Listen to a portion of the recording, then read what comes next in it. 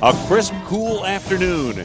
The scent of college football tailgating in the air. Fans gathered ready to cheer for the Purple on this final September Saturday in Big Ten country.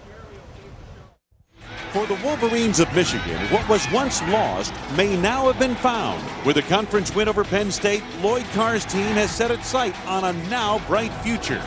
Along the shore of Lake Michigan, the Wildcats of Northwestern look to regain their early season form, which included a spectacular come-from-behind victory over Nevada. Both teams have gathered today in Evanston, Illinois. It's Big Ten football, and it's next.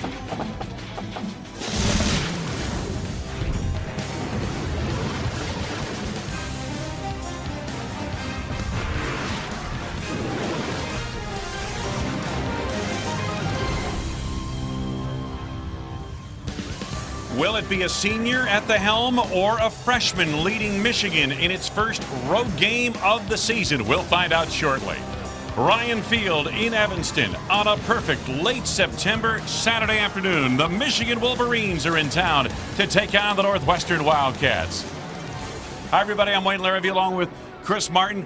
Dara McIntosh will join us on the sidelines in a few moments. Well, the Michigan Wolverines have won 2 in a row. Resurgent defense, but also a co-captain who's really stepped to the fore. Well, Mike Hart is a special player. He's a physical runner. He runs behind his pads, meaning he has great vision and balance and cutback ability. He likes to get the ball down towards the end zone. And what I like most, Wayne, is he knows how to finish his runs and get the ball in the end zone. Meanwhile, the quarterback situation in a bit of a state of flux here. Chad Henne has been cleared medically to play off a knee injury. Ryan Mallett, the freshman's done a nice job over the last 2 weeks of the season. And they're both very similar type quarterbacks. Big, physical. They have the measurables. They want to stand tall in the pocket, deliver the ball down the field. Northwestern will be without its all Big Ten caliber running back Tyrell Sutton, a lingering ankle injury, so much of the load falls to the quarterback, C.J. Bechet, here today. He'll be at the trigger of Northwestern's spread offense. Stay tuned to the Michigan Wolverines, the Northwestern Wildcats. The kickoff is coming up.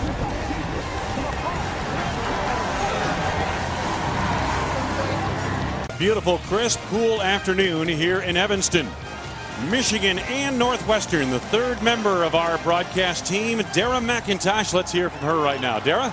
Well, it seems that Michigan has struggled against the spread offense this season. In the first 2 games, they allowed 73 points combined. But it seems they've gotten their confidence back in the last 2 games, allowing only 9 points combined. When we spoke with defensive coordinator Ron English earlier in the week, he said that his team is a young team, but that they've started playing better these last 2 weeks because they're becoming more comfortable together as a unit.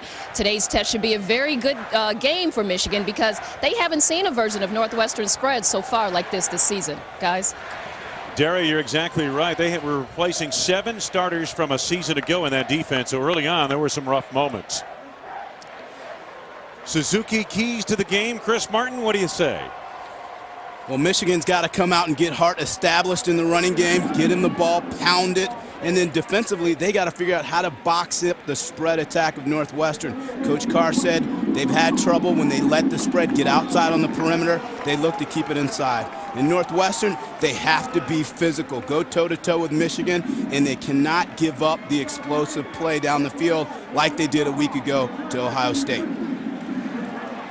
And the coaches here this afternoon, Lloyd Carr in his 13th season at Michigan.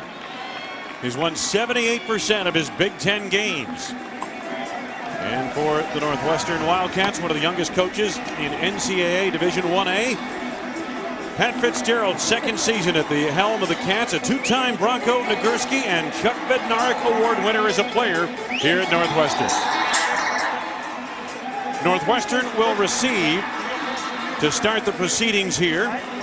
So we'll get a look early on at the Wildcat offense, again, without Tyrell Sutton, and we'll get a look at the Michigan defense against a spread offense.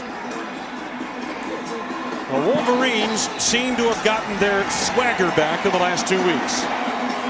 Michigan has dominated this series, as you might expect, and they've won 3 of 4 here in Evanston. Wayne, you talked about the swagger of Michigan's defense and studying tape all week. They're flying around, making plays. They're more confident in the scheme, and guys are making plays all over when their numbers are called. Brian Wright places the football on the tee. Michigan in the traveling white jerseys. Maize in blue numbers. Simmons back deep. Return to kickoff, 99 yards for a touchdown last week. And this kick caroms just past the pylon through the end zone. There will be no return to start the game. It'll be 1st and 10 Northwestern at their 20-yard line. For the Northwestern Wildcats, without Tyrell Sutton, much of the, I guess the focus falls on the shoulders of junior quarterback C.J. Bechet out of Sacramento, California. He has to be the man today. Ball distribution is the key. And Northwestern opens up in the spread offense. Michigan with its spread defense, meaning the linebacker moves up to the defensive line. That's Crable. Quick toss to the flank, and that's Ward who gets up, and this play's still alive. Down the sidelines, can he get an angle? And down he goes. Rasheed Ward inside the 20-yard line. Everyone relaxed like the play was over, and Ward almost took it to the house. Brandon Engelman, a touchdown-saving tackle. And this is just excellent awareness on the part of Rasheed Ward, realizing his knee did not hit the ground and having the wherewithal to continue the play. Excellent start for Northwestern, exactly what they're looking for. Guys to step up today and make big plays. So here they are for 1st and 10, second play offensively for Northwestern at the 16-yard line of Michigan. And it looks like they're going to need a timeout here. Is being reviewed. An official's timeout to review the play. So right away, our replay official Gene Carabine checking it out up here at the press box level. And this should be a good angle on it. And his knee never touched. Not even there. Excellent awareness on the field, though, by Ward to realize that and to extend the play. Got another look right here, Chris.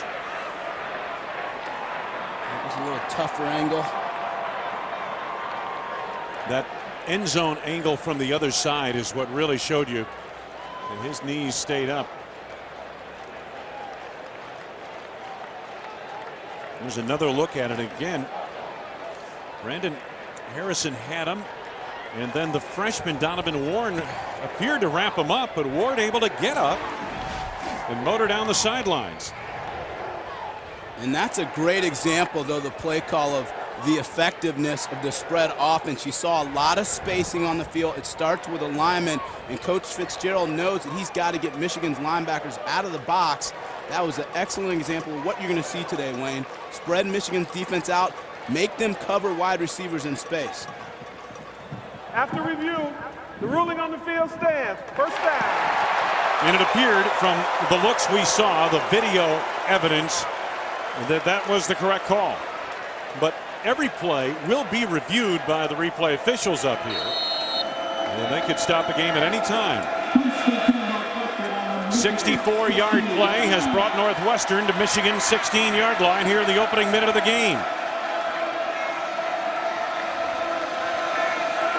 Ward at the top of your screen. Bechet looking the other way. Good protection. Pass overthrown. Ross Lane. It was under bracket coverage in the corner of the end zone. Morgan Trent, the principal defender.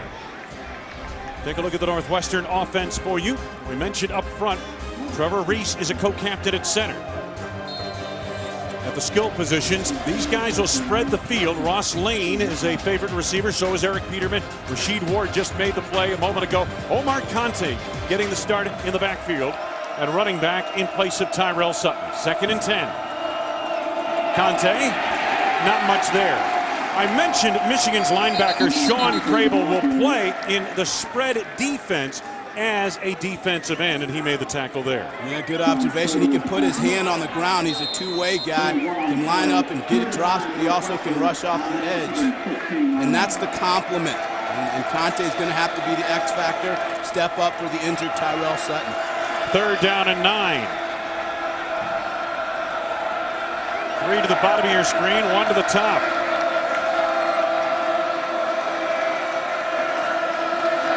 Bechet. Ward inside the 10, but short of the first down to the 9-yard line.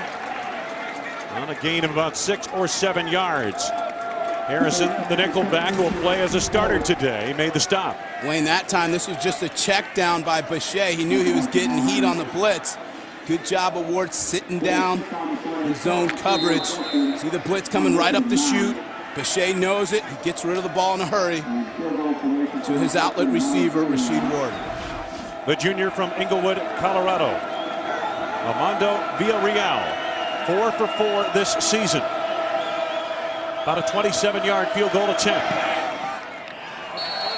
And the first points of the board.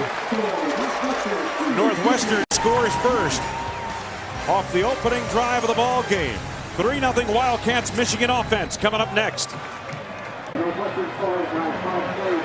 Wayne Larrabee, Chris Martin, Dara McIntosh, welcome back to Northwestern. Holiday Express scoring drive. Big play by Rasheed Ward, a 64-yard play off a little swing pass. Set up the field goal by Villarreal. And Northwestern has the early lead. Dropping back deep for Michigan, Brendan Miner, along with Brandon Harrison.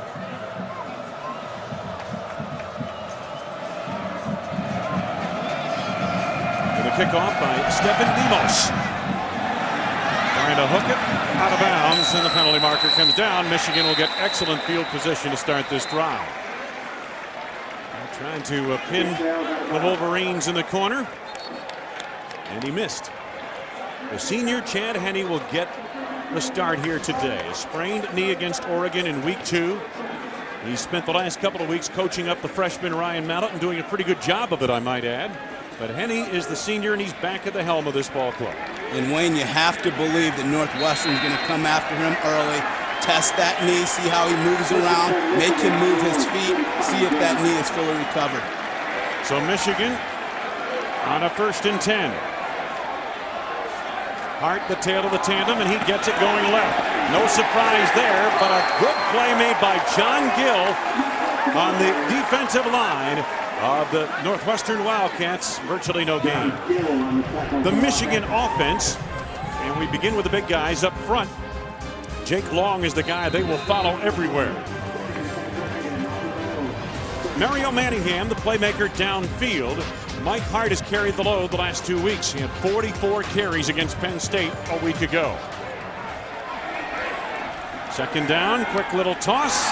Manningham cannot haul it in. The Northwestern defense has been giving up big plays at an alarming rate. 4 touchdowns of 24 yards or more in the last 2 games. We'll get to that lineup in a moment. Third down for Michigan. Manningham and Adrian Arrington at the top of your screen. They've got a slot on the bottom as well. Matthews the slot man. Massey a tight end in motion. And Henne behind good protection. Arrington near the midfield marker for a first down. Underneath the coverage of Brad Phillips.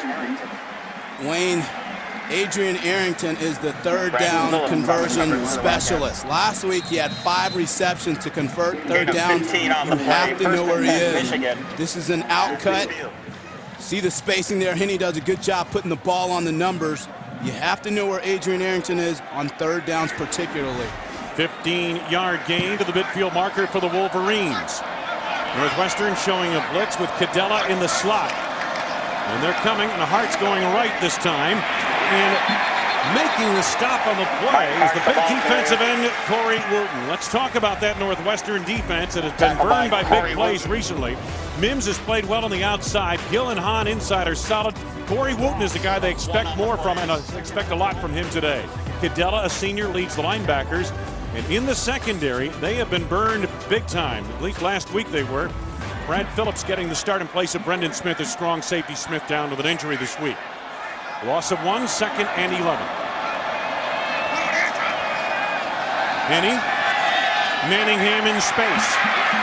Manningham got a first down and more inside of the 40, down to the Northwestern 37-yard line. Sherrick McManus made the stop on the play, and about a 14-yard gain. Tackle by Sherrick McManus. Right out the chute, you see Michigan trying to get Manningham involved in the game. He's the type of receiver he needs to get into the game early. He was frustrated earlier this season, Chris, and you mentioned they might try to do that again today. Get him going early. A lot of wide receivers are like that. They need to get the ball early, get into a rhythm, feel the football in their hands.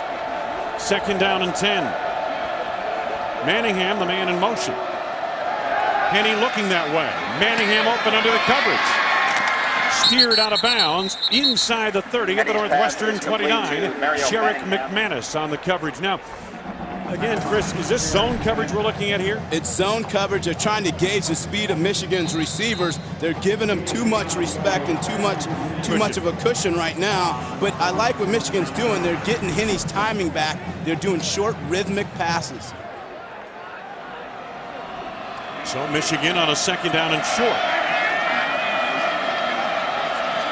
And he may be changing the play at the line.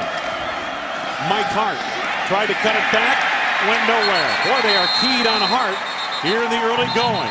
And it is not 1 or 2 defenders, it's 3 and 4 defenders that are getting to Mike Hart. Well, you're exactly right. And we talked to Coach Greg Colby, the defensive coordinator at Northwestern, and he said, how do you stop Michael Hart? Well, you do it by population. You get a lot of guys to the football, and clearly you see it here. Look at all those jerseys around the ball. You got to wrap him up. He runs through contact. He has great balance. But if you tackle him by population, you can stop him. Got a lot of people in the Chicago area. It's heavy population. They may need them all. 8th play of the drive. 3rd down. Almost 4. Henny broken up, incomplete. Trying to again get it to Manningham. And that time it looked like McManus got a piece of it. Manningham is not a receiver that likes to run just short routes. He wants to get down the field. Looked like that time he gave up a little bit on the play, short-armed it. He wants to go down the field. Good coverage by Northwestern secondary and Sherrick McManus. Michigan is going to go for it. They're 1 of 5 on 4th downs this season. Jason Gingill has struggled as a field goal kicker, just 3 of 7. So Michigan on 4th down and a long 3 yards to go. Manningham in motion. Henny. He's got Manningham short of the first down. McManus on a outstanding tackle. Gain of just a yard to the 29 and a penalty marker thrown in the middle of the line. Well, what Northwestern's saying is, hey, we're not afraid to go man coverage. You see McManus coming from the other side of the field, playing man-to-man against Mario Manningham, and this is a hard route to cover. One-on-one coverage going across the field. Excellent job stopping him short of the first down. It's an automatic first down. Holding the call on the defense, so that nullifies that play. I beg your pardon, not holding, but a face mask, and they mark it off from the previous spot. And it is first down for Michigan inside the 15-yard line. A 15-yard penalty for a face mask against Northwestern. Big turn of events on this particular drive. Here comes Hart, bulldogging his way down to the 10-yard line on a gain of about 4. Let's see if we can pick up where the face mask penalty occurred on that 4th down play a moment ago. Oh, there's the face mask right there on Hart. He was trying to get out into the pattern and make a block. My goodness. Critical call. Northwestern had him stopped. Again, yes, and again, a call away from where the play went. That's the frustrating part if you're Northwestern. 2nd down. Arrington, the man in motion for Michigan. Manningham jukes by a defender into the end zone for the touchdown. Deontay Battle lost his footing, and Mario Manningham an easy 10-yard touchdown reception.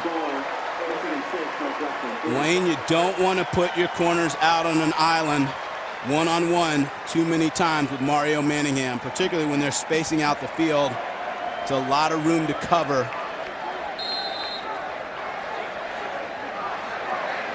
Jason Gingill. And the extra point right through the uprights. Michigan answers the Northwestern opening drive with a touchdown drive.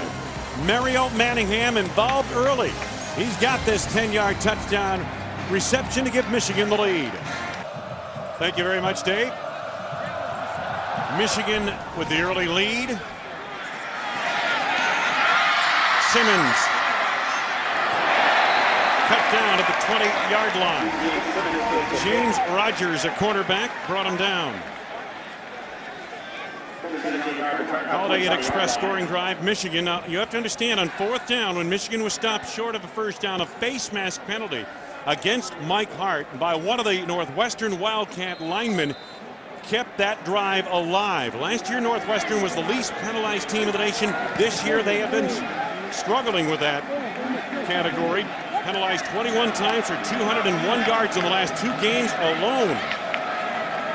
Now first down near the 20.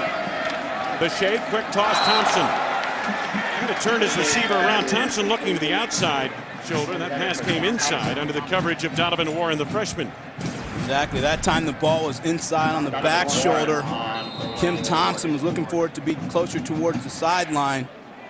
And you would figure where the coverage was, you would want as a quarterback throw it more to the sideline. 2nd down and 10. Football at the 21-yard line.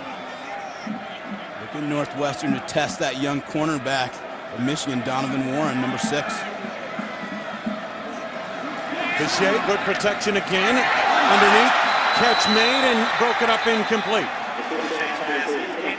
Drake Dunsmore, one of the only 2 true freshmen to be playing in the program this season, unable to hang on. Well, if you're Michigan, this is exactly what you have to do. In space, come up and tackle. Make good, solid tackles. You see him squared up. Good job of Chris Graham. Northwestern got the matchup that it wanted. Michigan's guys just did a better job of executing. So a drop and a pass breakup, and Bechet facing 3rd and 10.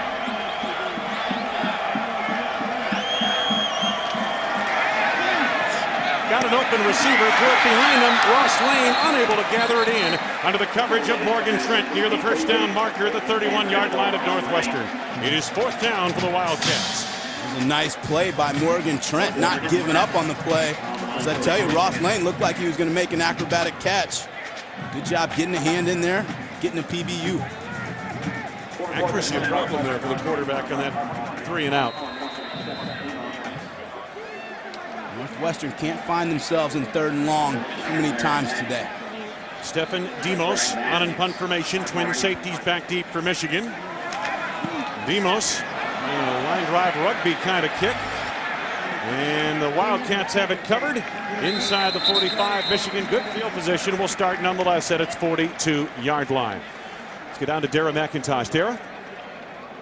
Important, Coach told us, the offensive coordinator Mike DeBoer told us this week, it was very important for Mario Manningham to get his hands on the ball and score. You know, he's only had 1 touchdown on the season, yet he's the team's leading receiver. He had 19 catches coming into the game, but yet had only gotten into the end zone once. They said that he started out slow, but this was important for his confidence to get into the rhythm of this game and actually get some points under his number. And Dara, he's got 4 catches already today. Mike Hart trying to follow Jake Long off the left side of that line.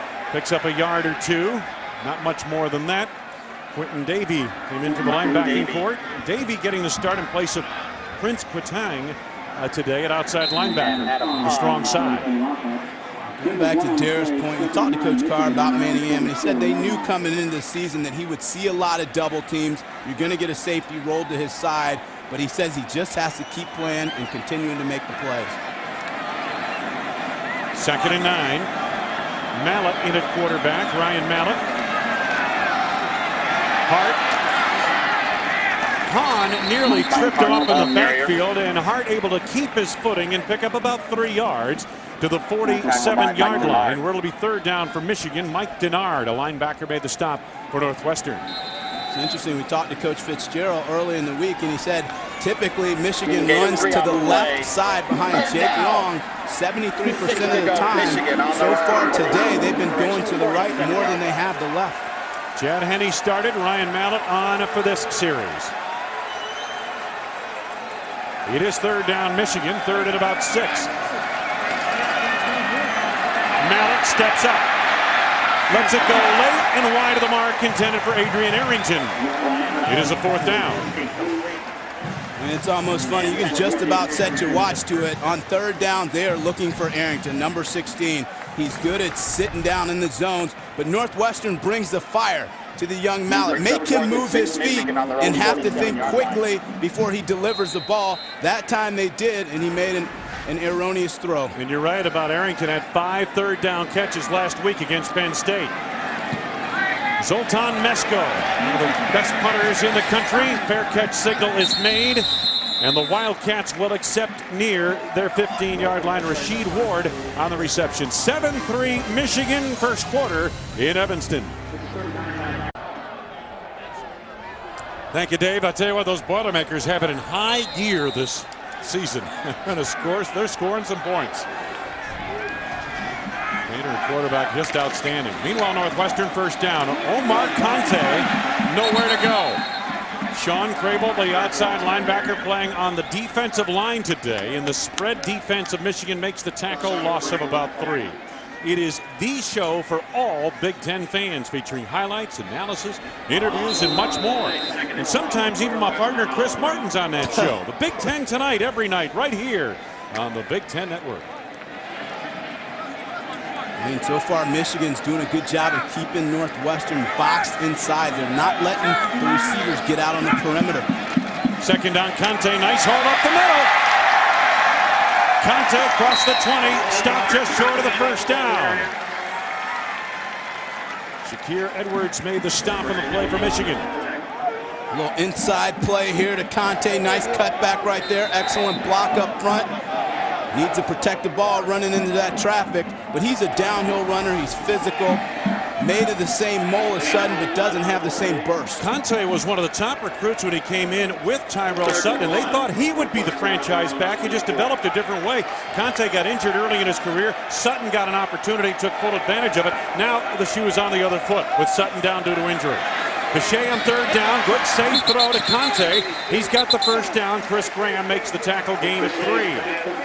So a 12-yard gain and a 3-yard gain, and out of the hole come the Northwestern Wildcats to a first down. Jamison, Taylor, Johnson, Graham up front.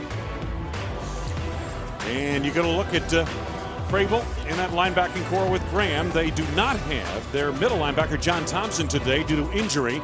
Morgan Trent and the safeties really are the experience in that Michigan defense. Trent also with great experience, a senior out of San Diego, on the cornerback spot. He's just a solid player all around. First down through the hands of the intended receiver, Simmons, incomplete. Stephen Simmons, the freshman, redshirt freshman out of St. Louis.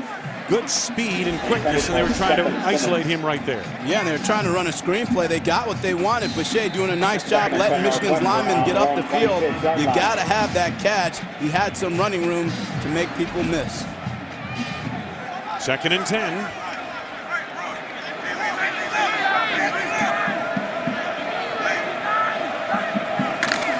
Michigan coming with the blitz. Jamar Adams.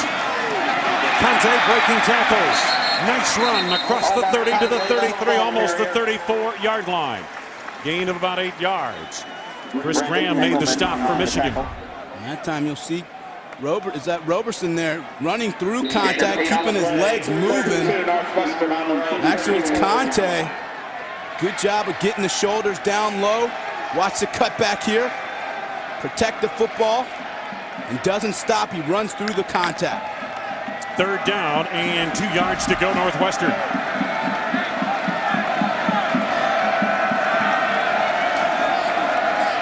Good protection.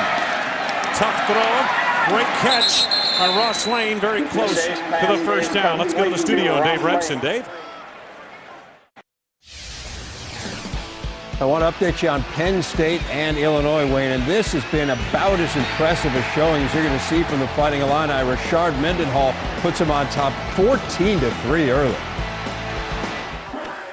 I'll tell you what, Dave. Zucker's got him going down there at Illinois. That was a huge win for Illinois on the road at Indiana last week. And now to follow it up with this kind of a start against Penn State. I know there's a lot of time to play, but hey, somebody better start taking notice of Illinois. Bichet on first down. Oh, and he's got Ross Lane who makes a tumbling catch inside Michigan territory, the 46-yard line of the Wolverines. Morgan Trent and Jamar Adams gave a lot of room on that one. Well, it was a double move by Ross Lane. You saw the pump fake. Good job of screwing the defender in the ground and creating some space. Bechet, a little pump fake here, lets the wide receiver get up the field. Ross Lane, nice ball placement, letting him go down and make a play. So Northwestern on the drive. Late going first quarter. The fake to Conte. Here comes Bechet, and he's roped down by Sean Crable, the linebacker. Loss of about 3. Back to the 49-yard line of Michigan. Second down upcoming for the Wildcats. And Wayne, this type of play is going to be less effective for Bechet because he's not as good a foot athlete. He's more of a passer. You see Michigan close to the ball. Let's talk a little bit about that as we go along here. Michigan has struggled with spread offense. That fact we know. Ron English, the defensive coordinator, admits it. But there's another caveat to that, and we'll talk about it and develop as we go along. Conte, nice hole up the middle. Great cutback. Conte to the 30, to the 25, 20. He might go all the way. Touchdown!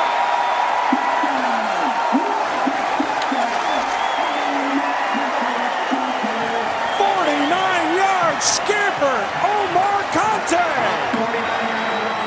We talked to Coach Garrett McGee yesterday, offensive coordinator at Northwestern, and he said someone's got to step up and play big. Omar Conte doing his thing, making a number of guys miss and getting it to the house.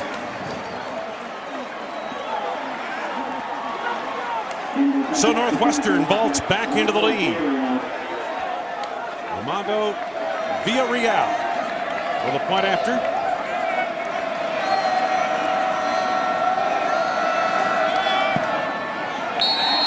And Northwestern takes a 10-7 lead over Michigan with just under 3 minutes to go in this first quarter.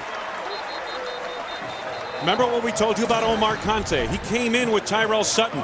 He was a much more heralded recruit than Sutton. But Sutton's been the star of this team for the last couple of seasons. But Conte shows you what he can do. Well, good running backs have good vision. They have good balance and good cutback ability. And you saw it on that play. Good job of following his blocks. Here it is here. Full speed, good cutback there. Leg drive and acceleration. Not going to be caught. That's exactly what Northwestern was looking for. Someone to step up, make that explosive type of play. That puts a shot of adrenaline into the entire team. 5 rushes, 67 yards, and a touchdown for Conte. But you can't say enough about the big people up front. On that drive, Chris, they started to carve a few holes in that Michigan front. Absolutely. They were holding their blocks longer and getting to the second level, meaning getting on the linebackers of Michigan, not allow them to come downhill and bottle up the running backs.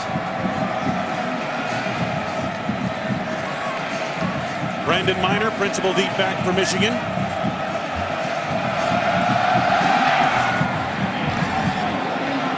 This is Miner. And he slips and falls across the 20 to the 23-yard line. Back to the studio. Let's check in with Dave Revson.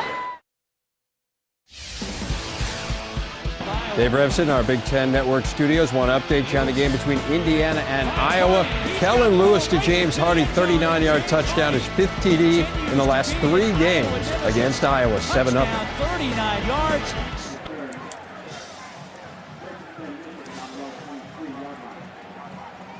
And Dave, I'll tell you something, that Iowa defense not easy to score on. Just ask the Badgers about that. So Indiana off to a good start on the road. They need an answer now after losing that home game to Illinois last week. First play from scrimmage on this particular drive. Mike Hart gets the carry. Mark Kane, Adam Cadella team up on the stop, and we've got an injured Wildcat down to the field. And it looks like the aforementioned Mark Kane. Northwestern so far putting a lid on Mike Hart. And we have an opportunity. We'll step away right here. Northwestern leading Michigan 10-7, 2:34 to go in this first quarter.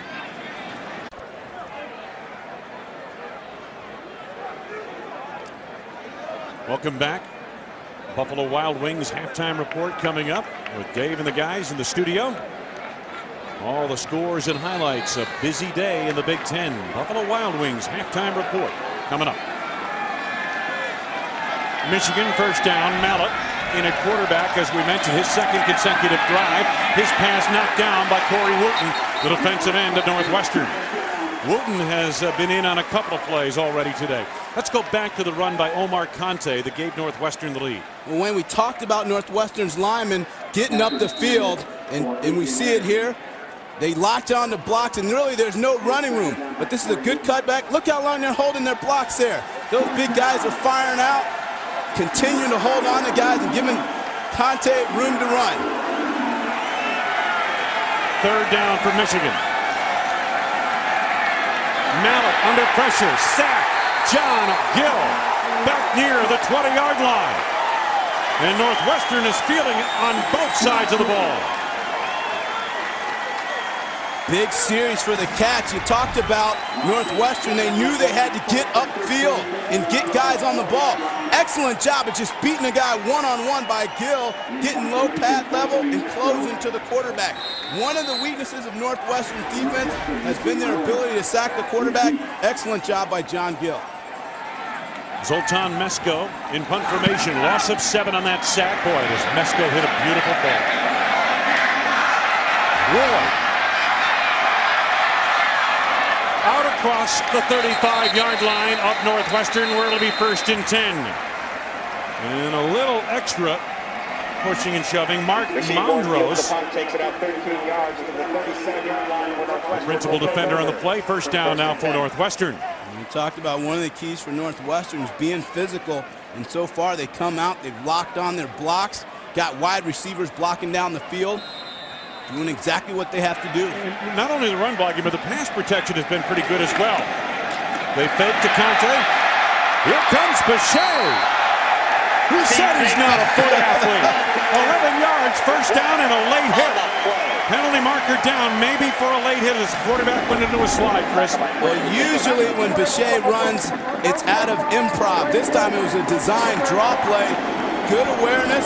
He does have good feet, but you're not going to see a whole lot of draw plays. Good job of getting to the sticks, moving the chains.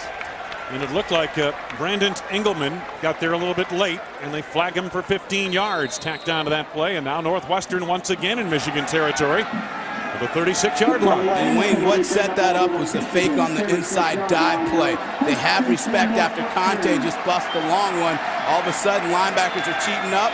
Good job of recognizing that by Bechet. On first down at the Michigan 36. Comeback route, Rashid Ward in traffic, got about 4, down to the 32-yard line, or just about to the 32. Second down upcoming. Harrison and Obi Eze on the stop for Michigan. Eze making the start in place of John Thompson at linebacker. And really the game within the game are the inside receivers of Northwestern matching up against the heavy-footed linebackers of Michigan. Can Michigan guys stay with them and cover these wide receivers across the field? Offensive coordinator Garrett McGee looking on. This time Roberson gets his first call. The senior running back out of Pearland, Texas. Chris Graham makes the stop. Now, we started to talk about spread offense. Michigan has struggled with spread offense, but they have faced spread offenses in App State and Oregon with quarterbacks who are threats to run the football. Although Bechet just picked up 11 earlier in this drive, he's not really a running quarterback. That means it's a different type of approach, right? Absolutely different. The first two teams that Michigan gave up all those points to, 73 points, were teams that had great quarterbacks, that had speed. They could get the ball outside, which is what you want to do in a spread attack. Michigan's job, try to keep it inside. A little different scheme. And a little easier to do when you don't have that dual threat at quarterback. First quarter comes to a close in Evanston. So far, a surprise. Northwestern 10, the Wolverines 7. You're watching the Big Ten Network.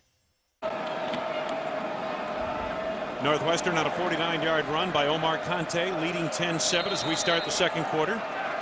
This copyrighted telecast presented by authority of the Big Ten Conference may not be reproduced or retransmitted in any form. Tough throw there. Excellent breakup Ross Lane denied by Jamar Adams. Back to Dave Revson in the studio. Dave Revson, our Big Ten Network studios, Penn State and Illinois. The Nittany Lions get a little bit closer. Anthony Morelli to Derek Williams. It's 14-10 in favor of Illinois. Thank you, Dave. And I will remind you that this copyrighted telecast presented by authority of the Big Ten may not be reproduced, retransmitted in any form, and the accounts and descriptions of this game may not be disseminated without the express written consent of the Big Ten Conference. I think we're legal, Chris. That's what that does. Fourth down coming up. You know, we've got a timeout here called by Northwestern. They're kind of in that, do you try the field goal here? Do you go for it on fourth down? Take their first time out to talk it over here in the opening minute of the second quarter.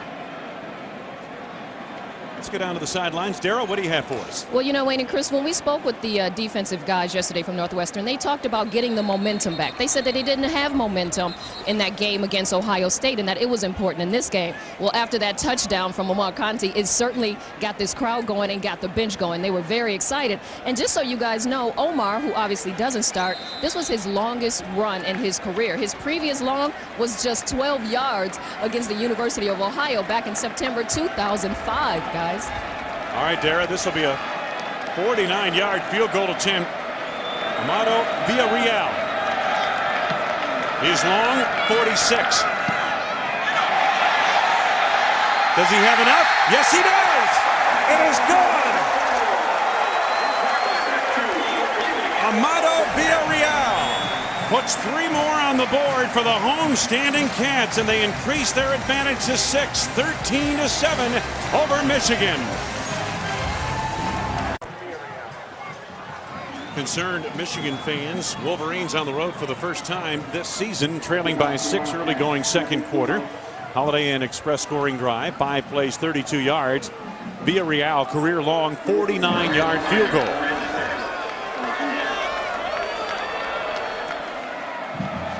Stefan Demos on the kickoff.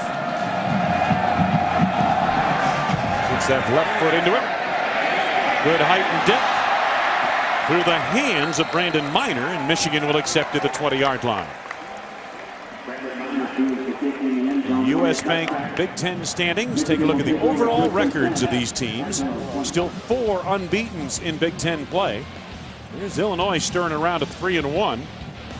People wondering how good are the Illini. They may know a lot about the Illini after today taking on Penn State, a Penn State team that cannot be looking past Illinois coming off their loss at Michigan last week. No, and what's surprising is Penn State has arguably one of the best run-stopping defenses, but again, Mendenhall's already getting off early. They faced 2 pretty good ones. Mike Hart last week and Shard Mendenhall this week. Michigan first down. Mallett at quarterback. Again, Henne started, played 1 series. Mike Hart's best run so far today, 11 yards to the 31-yard line. Let's get back to the studio and Dave Revson. Wayne, a surprise developing in Evanston, a surprise developing in Iowa City as well. Kellen Lewis rolling out here for Indiana, finding Ray Fisher for the touchdown. It is 14-0 Hoosiers. Wow, Dave, I'll tell you, again, you got Illinois leading Penn State and Indiana winning at Iowa. My goodness. The downtroddens of recent years are rising up, are they not? Hart. He just keeps going. It looks like the play is going to end after maybe a 3 or 4 yard gain, and Mike Hart finds another 10 or 15 out of it. A gain there of 15 yards and a first down, but a holding call coming up against Michigan. He has such great balance, like all great running backs do, and he has lower body strength, and you're not going to arm tackle. You'll see it here on the stretch play. He's able to get the ball outside here. Now Northwestern's got to force him back inside. That's where the help's coming from. Watch his leg drop. He just keeps those legs going. He doesn't stop when he gets the initial contact. When you watch him on tape, you don't get the feeling he's only 5'9". You know what I mean? He looks like, and as you watch him, he looks like a much bigger player than that, but he's not. And that's part of why it's so hard to wrap him up. He just runs bigger. First and long off the holding penalty. A little screen pass, and why not go to Mike Hart? And the Wildcats get population to my card. You know, that's a term for defense you're only going to get at Northwestern. Oh, We've got to get it. population to the ball. That came right out of the library, but that's what they're doing. They're getting guys that are flowing to the football. Here, nice job of setting up the screenplay, but watch all the guys flying to the ball. And they are teeing off on Mike Hart, forcing him back inside. That's where the help is. So far, the defense is playing inspired. A gain of about 4 on that play. Second down, still long. Mallet, good protection. Overshot Massey, the tight end. And Massey took a shot from Brad Phillips. That's what a safety's supposed to do to a tight end who's up in the air a little bit and the pass is overthrown. That time, give him a little love tap. Yeah, a little love tap. And that time, Adrian Arrington was wide open. He just missed him. He's usually his third down receiver. Well, it's third down now. Third down and 16. Michigan just 1 of 4 on third down conversions. Watch Arrington inside. He's at the bottom of your screen in the inside position. He's in the slot. Mallet looking for Arrington. There he is. And he's met and driven out of bounds short of the first down near the 36-yard line. Sheriff McManus with an explosive hit. And it's fourth down, Michigan. And you know Arrington felt that one. We talked about it. Like to go to Arrington third down. They get the ball here on a crossing route. But this is how you finish a play. Look at him. Turn the helmet. Knock him outside. I think Arrington feels that. He gets the ball outside. Watch McManus close. Puts his helmet right on the ball. Misko, another gorgeous punt. Rasheed Ward out across the 25-yard line. It'll be first down, Northwestern at the Wildcat 28 when we come back with the Cats on the lead by 6, second quarter. This is the Big Ten Network.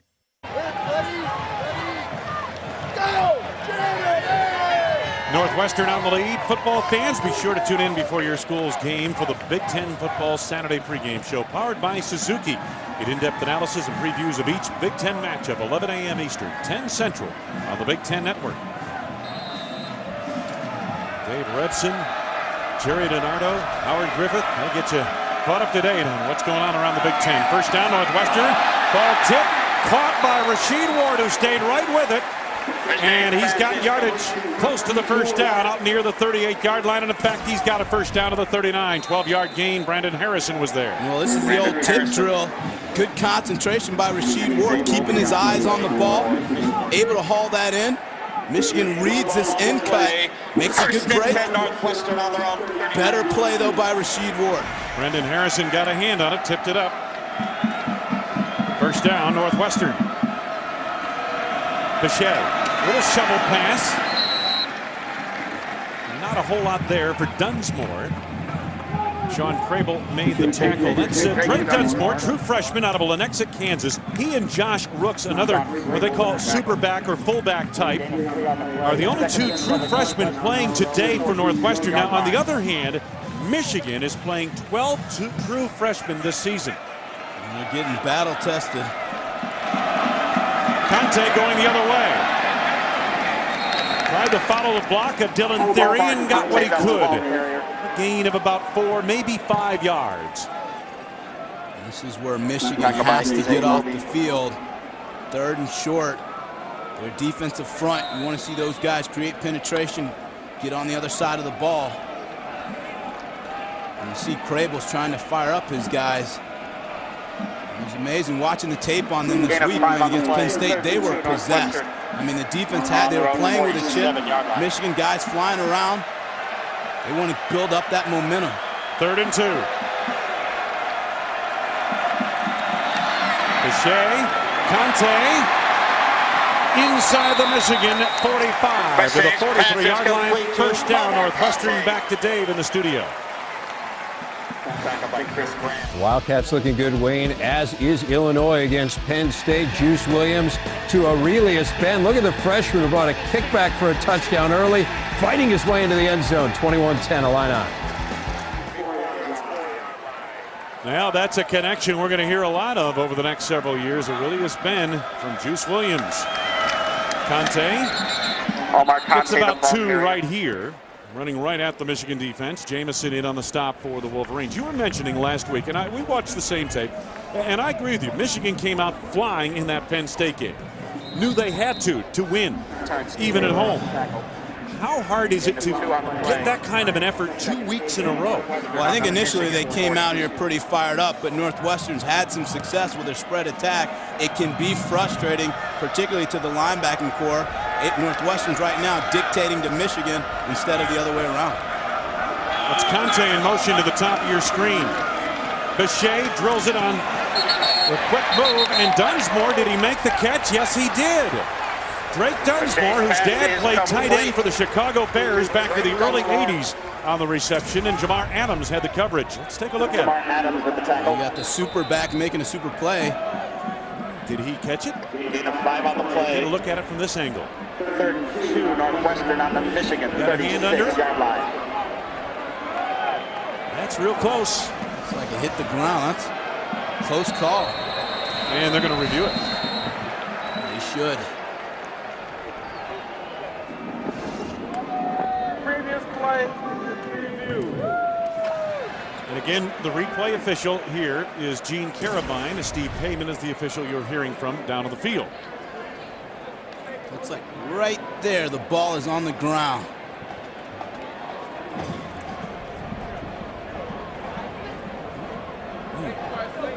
To get that hand under it, though, Chris, that's the thing. And is there enough video evidence to overturn this? Close call. Good camera angle right here. Oh, that's a great picture of Great it. picture. You'll see it right there, a little red for you. I think he's got that hand under the ball, Chris. He may let this one stand. But you see you got a safety on the super back. That's a better matchup than a wide receiver on a safety. And you can just tell Michigan's linebackers, they're having to play in space a lot today. And we talked to Coach Carr. He said, we can't let the ball get outside. Northwestern's completing a lot of passes outside. Yeah, outside. And the running game has been coming right at him between the tackles, at least starting there, Chris. The other thing about this, okay, who has success against spread offenses? And you take a look at, they're usually you and I were talking, undersized defense, a lot of quick guys on defense. Well, Michigan has good athletic ability on its defense, no question about it. But they've got guys that are size athletes more than they are small and quick. You're exactly right. You know, historically, the linebackers for Michigan are big, thick, heavy-footed linebackers. They're not undersized. They don't flow to the ball as well. So they have a tougher time playing against a spread attack. And where the spread really attacks is those linebackers, that second level. It forces that second level to cover, right? Absolutely. You saw it last night with University of South Florida against West Virginia. Again, going up against the spread attack, they had better success because they had smaller people on defense, guys that can run much faster.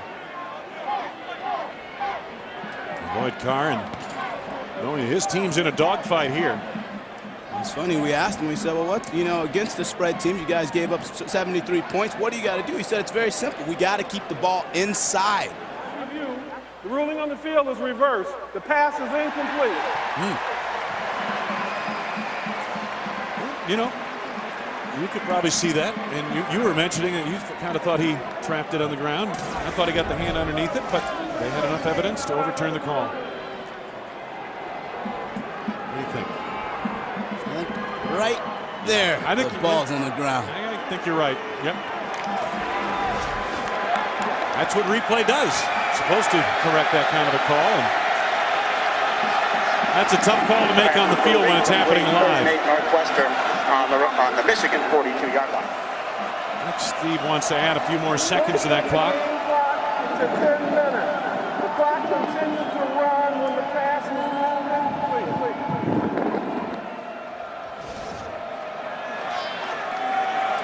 So he got a few more seconds added. Give some props to Bechet. Going for 120 so far. Making good decisions with the ball. Seems to be very comfortable in the pocket. Facing 3rd and 8.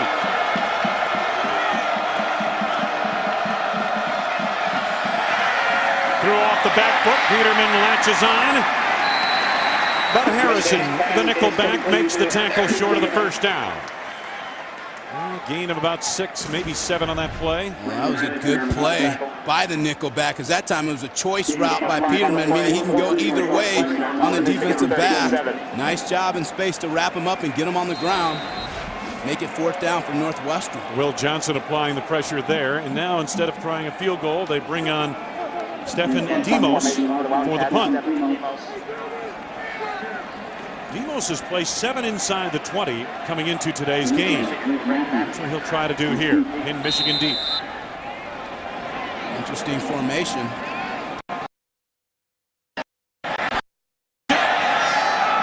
Got a little bit too much on it. Hit the wedge, should have hit the 60-degree wedge. 13-7 Wildcats, just over 9 minutes to go. First half in Evanston. Michigan trailing by 6, takes over offensively. Yield guard, defensive player of the week, brought to you by Monsanto. And he is Michigan's Jamar Adams, co-Big Ten defensive player of the week. 8 tackles, 5 pass breakups against Penn State. Preseason watch list for the Thorpe Award, and Jamar Adams, one of the more impressive safeties in the Big Ten. Mallet continues at quarterback. Again, if you joined us late, Chad Henne played the first series. Mike Hart has drawn a crowd whenever he's touched the football, gets about 4 here. And prior to that carry, Hart only had 21 yards rushing on 8 carries, so Northwestern's doing a good job of pinning him down. Look for play action pass here coming up soon by Michigan. Second down and 6. Hart running left. And it's stacked up pretty well. Hart able to spill across the 25 to the 26. Malcolm Arrington was there, among others, for Northwestern. It's never one that brings down Mike Hart. And again, they run primarily off the left side of that offensive line. Big number 77, Jake Long, and 57, Adam Krause. A little face masking going on there by Arrington. Got in on that tackle. Good penetration, though. Penetration by the D-line kills running plays. Third down, Michigan, about 4.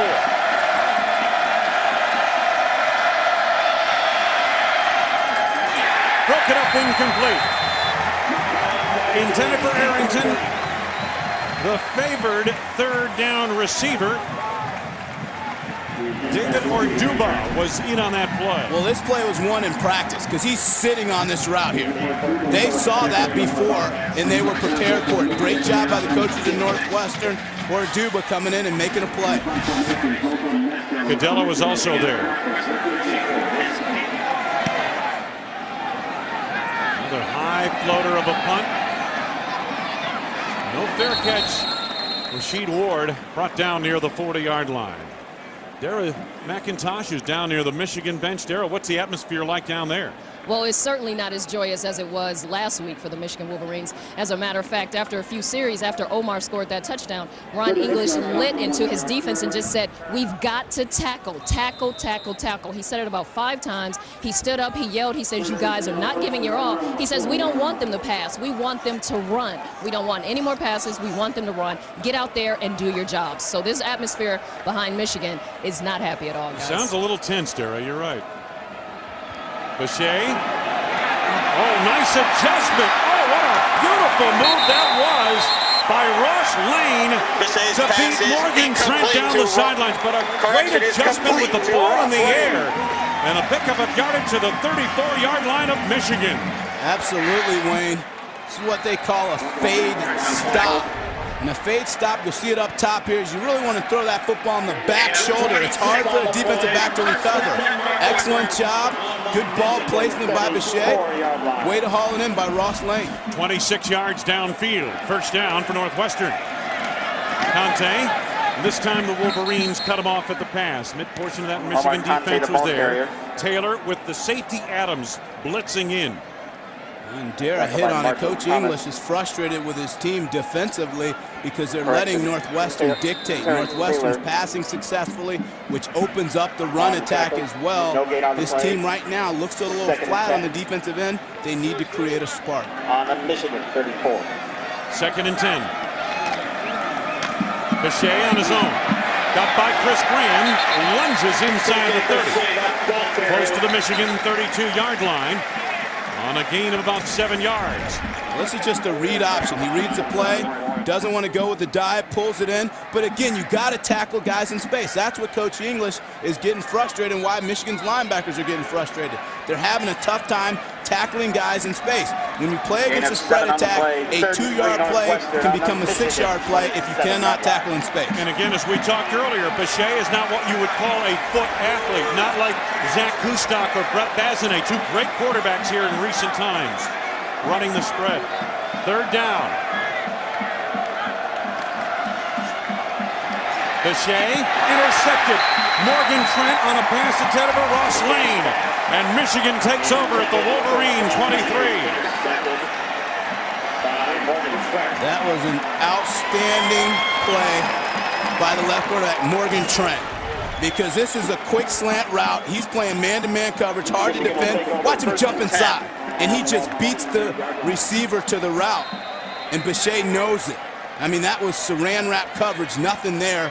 Excellent play by Morgan Trent. And Chris, that pass is thrown by the quarterback on timing almost before the receiver makes his break, right? Absolutely, and you like to see it low and away. That time it was way too high, but it was a good read and a good break by Morgan Trent. Take a look at these numbers. My goodness. We have just over 6 minutes to go, first half. Mike Hart, little stop and go. And again, Northwestern gets population to the Michigan running back. And you wonder if a play like that defensively by Trent will incite the offense of Michigan, get Hart going. You can see it in his eyes. He wants to continue to pound the football. He's waiting for his next big play. Mike Hart came in just 139 yards away from the Michigan all-time rushing record. Trying to pass Anthony Thomas. 2nd down. Mallett. Long throw, 1st down. Arrington tiptoeing out of bounds at the Michigan 47-yard line. Into the coverage of McManus and Davey. And Wayne, this is what this big kid's going to give you. This is about as long a throw as you can make on a football field. Look at this outcut. And this ball is thrown with zip. Watch how quickly it gets there. I mean, Mallett has an unbelievable arm. Good job putting the ball right on the numbers of Arrington. Talking to everybody from Chad Henne all the way up to the head coach Lloyd Carr, this kid is going to be the next great Michigan quarterback. He has all the tools. He does, all the measurables, and he's smart. He makes good decisions. Going deep. Manningham is there. And the ball sails out of bounds. One official had incomplete. The other came up the line and marks it as a completion of the 32-yard line. It appeared he got a foot in bounds, and that's all you need on Saturdays. It looked like he got it done, and this is what Manningham wants to do. Run that fade route. You see he hauls it in. He's got a foot there. Michigan up to the line of scrimmage quickly. Replay will review.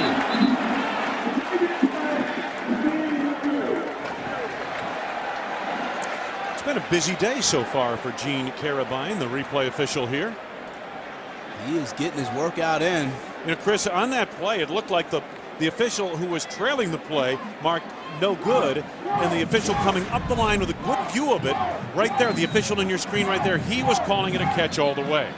Well, you'll see it's very close, difficult to tell from that angle, but it looks like he has that foot in right there. And then, Chris, the key is, does he have possession when with that foot down on the ground? That's exactly key. Right. Does he have possession?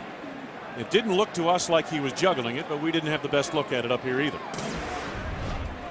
Fade route, he gets on top of McManus. This ball's sailing on him a bit. Can't tell. Here it is. We should be able to tell right here. The foot is down. There it is, the left foot. There's the ball.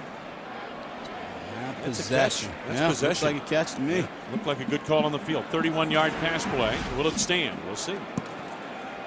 Michigan's one of those teams that you know it's only a matter of time that they're going to try and make a quick strike down the field.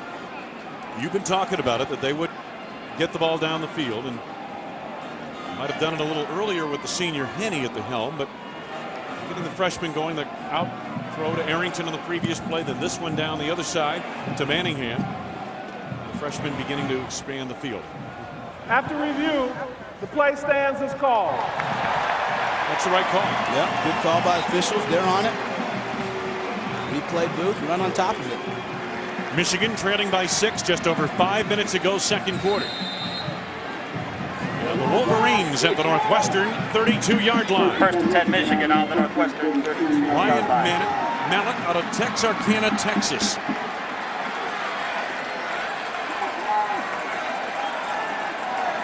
First down. Fumble the snap. Manningham gets about 7 or 8 yards. Third week in a row that Mallett has dropped a snap from the left-handed center, Justin Boren, left-handed snapper.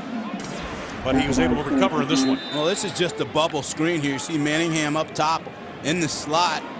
You'd like to see the pressure get there. He fumbled the snap.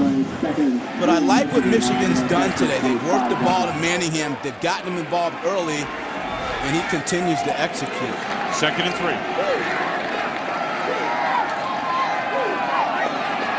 Hart tried to cut it back. Northwestern very disciplined in its control of the gaps defensively up front, and Hart has not been able to cut it back as he would like. Well, you're right, Wayne. We talked about it yesterday to Adam Cadella, the linebacker of Northwestern, and he said today we have to have gap integrity, meaning that you can't flow too fast to the football. You have to be disciplined with your reads because Mike Hart loves to cut the football back.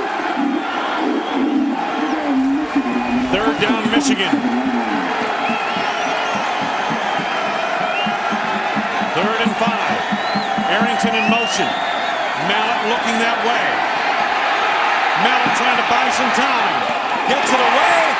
Arrington, first down. Just outside the 16-yard line of Northwestern. Brad Phillips had the coverage. Corey Wooten was all over the quarterback. The strength of the 6'7" at 252-pound quarterback. Oh, clearly. When you're this big and physical, you have a defensive lineman that you're able to shrug off and still put the ball on a rope. Again, finding his favorite target. You'll see the pocket collapse. He's athletic enough to feel it and to slide outside and deliver a strike. Good play by the young quarterback, and he's juiced up. Better believe he likes it. 6'7", 252, and Wooten is 6'7", about 280, so he's not that much bigger than the quarterback. A low throw here. Did he trap it? They're saying incomplete. They're keeping Northwestern off balance. You're seeing throws to the right, throws to the left, a quick flurry, bubble screens, working the outcut. Good job, Mike DeFord, offensive coordinator, mixing up the play selection. Northwestern 16-yard line. You saw Chad Henne and Nick Sheridan, two quarterbacks on the sideline, signaling the plays. One's right, the other's wrong. Mallett, lots of time through the hands of his intended receiver, incomplete. The tight end, Carson Butler, right through his hands. Sherrick McManus came up from behind defensively. And I don't really like this play call. I mean, that time you got a tight end that's flexed outside, working against a very good corner from Northwestern. I don't think that's the advantage you want. Clearly, he should have caught the ball, but I don't like the play call. I'd rather you throw it inside to one of your receivers who put their hands on the balls earlier today. Michigan only 1 of 6 on third down conversions. Third and 10. They've got a blitz on. Mallett's going to keep it. Mallett brought down short of the first down, but did get to the Northwestern 10. John Gill, the defensive lineman, recovered to meet him on the play. When you can force Mallett to have to move his feet and to scramble defensively for Northwestern, it's really a win because he doesn't move that well. See, he has space, but watch how quickly John Gill closes. That's a D lineman flying to the football. Northwestern got exactly what they wanted that time. Line of scrimmage, the 9-yard line of Northwestern. It is fourth down Michigan, and there's some debate here as to whether the Wolverines want to go for it.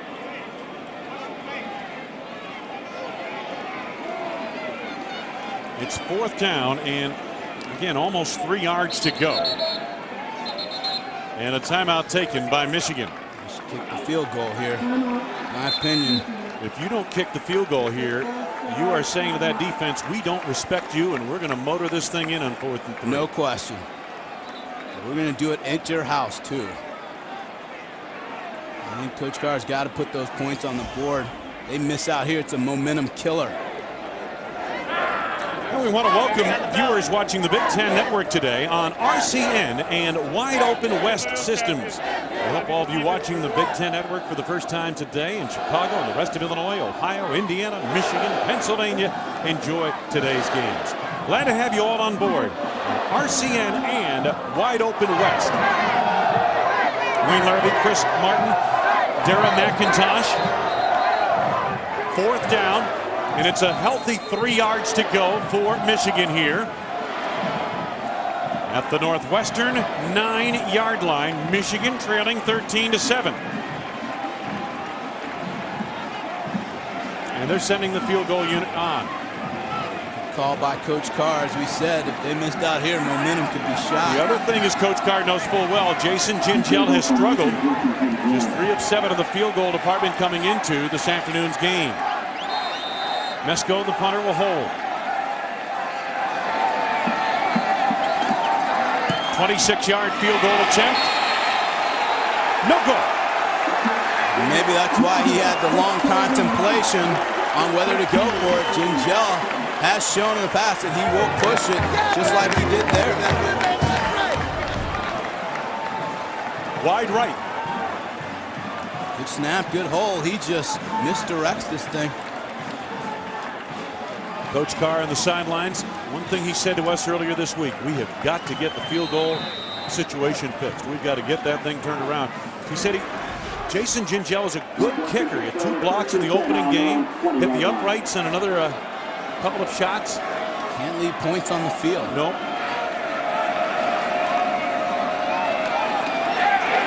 Conte, and they root him out. Loss of 2. Sean Crable in on that play. He was number 2. One of the leaders of this defense, 5th-year senior out of Massillon, Ohio. Oh, he's special now. He leads the Big Ten in tackles for loss, so you know he gets on the other side of the ball. And he's one of those hybrid type guys, Wayne. He can play with his hand on the ground. He can play in space. And when he hits you, you go to the ground. Well, you know, we talked about, again, Michigan on 4th and 3 there at the 9-yard line of Northwestern. And if they went for it, maybe that sends a message to the Northwestern defense. We don't respect you. But the other factor, Crable jumping off sides, penalty markers down.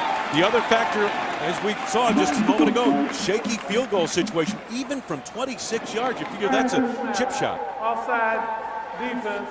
That's a 5-yard penalty. Remain 2nd down. Just as I hyped up Crable, gets a little anxious coming off the edge that time. But, you know, again, you see, when you get into conference play, a situation like that, Lloyd knows that as well as anybody, that field goal could make the difference in a ball game down the stretch. And Michigan's really got to think about it now. Sure. You know, I mean, you might have to go for it in situations you normally wouldn't.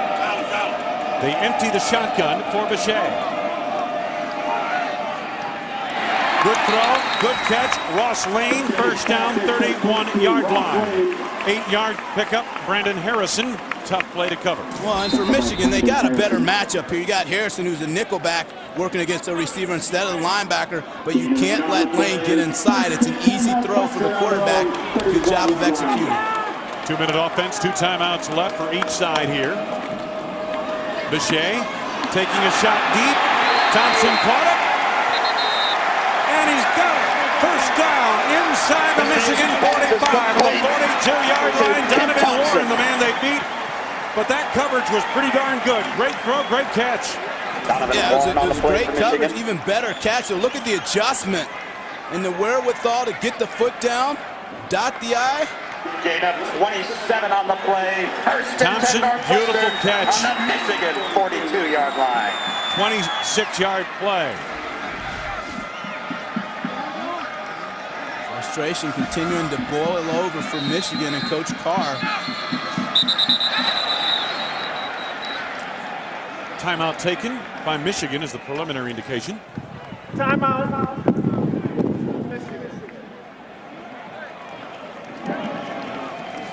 A minute 23 to go in the half. Michigan down to 1 timeout remaining. Northwestern has 2. There's a correction for the officials' timeout. Michigan is challenging the ruling on the field that it was a catch. Inbound. Michigan challenge. Why not? The refs have gotten so much work at it today, but Chris, don't you want to save that for the second half usually? I mean, you only get one, whether you're right or wrong. Well, Lloyd Carrs, you can tell right there in his body language that he is just completely becoming unglued with his team and their failure to make plays. Kim Thompson, nice catch. Give Northwestern credit, though. They've spread the ball out pretty well. I mean, you see Kim Thompson coming in, making a catch. Peterman's made a couple grabs. Of course, Rasheed Ward with the big hit earlier. Ross Lane's been busy today. So they're spreading the ball out. They're not concentrating on one receiver, making Michigan's challenge even greater. Another look at it. Yeah, he's in. This is a young cornerback, Donovan Warren, who, in talking to the coaches, they light up when they mention this kid. He plays with moxie. He's a young guy, but he has some guts. But you expect Northwestern to make him prove himself today. True freshman out of Long Beach, California. Just a great throw, and then Thompson able to gather it in. He's in play. You know, we were talking to Garrett McGee, the offensive coordinator of Northwestern, and kind of hinting at, well, you're going to go with the freshman, of course, aren't you? I mean, Morgan Trent's a senior out there, so you're going to go after the freshman. He says, hey, listen, I tried to recruit that freshman. I know all about that kid. He's a pretty good player. Yeah, so he went under the hood. He knows that that Donovan can play football, but again, you expect Northwestern to go after him and make him step up and make the play. Michigan's got to come out here and play their football, though. They need to bring that swagger back. They had some momentum rolling. Look at those guys. That's when you get in the huddle and say, on the field stand. And again, fourth replay, Chris, and they're right again. As they should. With that second timeout. You know, Chris, we've talked so much about Michigan and coming off the big win over Penn State. How about Northwestern trying to rebound from 58-7 on the wrong side at Ohio State? A pretty good effort here. Well, the Wildcats have responded. And we talked to Coach Fitzgerald, and that's exactly what he said. They have to respond. They said they had a great week of practice. They felt very confident. And I talked to the strength coach earlier, Larry Lilja. He said when they got off the bus today, they had that look in their eye. Wanted the screen to Dunsmore. Didn't have the angle to make that throw. 2nd and 10 at the Michigan 42-yard line for Northwestern. Again, 2 timeouts remaining for Northwestern, and Michigan now down to 1. 2nd and 10 Northwestern on the Michigan 42-yard line. Michigan has used its coach's challenge.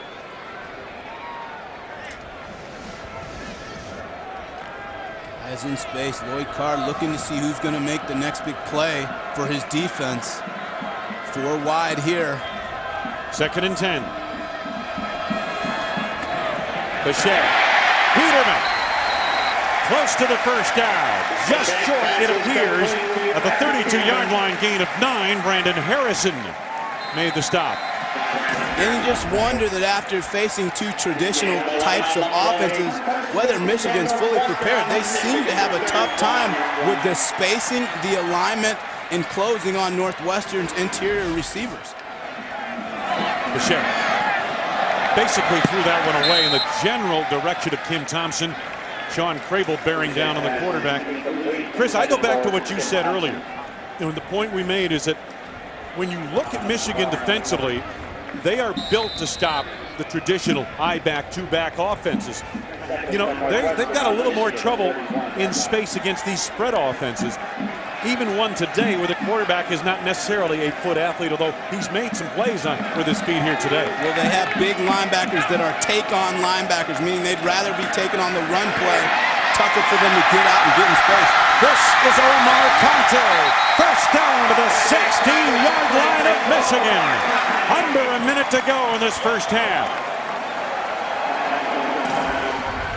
15-yard gain. Shea, nice read here. Good job feeling the pressure. Nice touch on the ball to Conte. Western playing with a lot of confidence. And they messed up the handoff. Bechet wanted to hand it off to Conte. And I'm not sure if he wanted to hand it off or pull it back, but they collided. And a loss of almost 5 yards on that play. Tim Jamison was there defensively for Michigan, and a timeout taken by Northwestern. Second timeout by the Wildcats.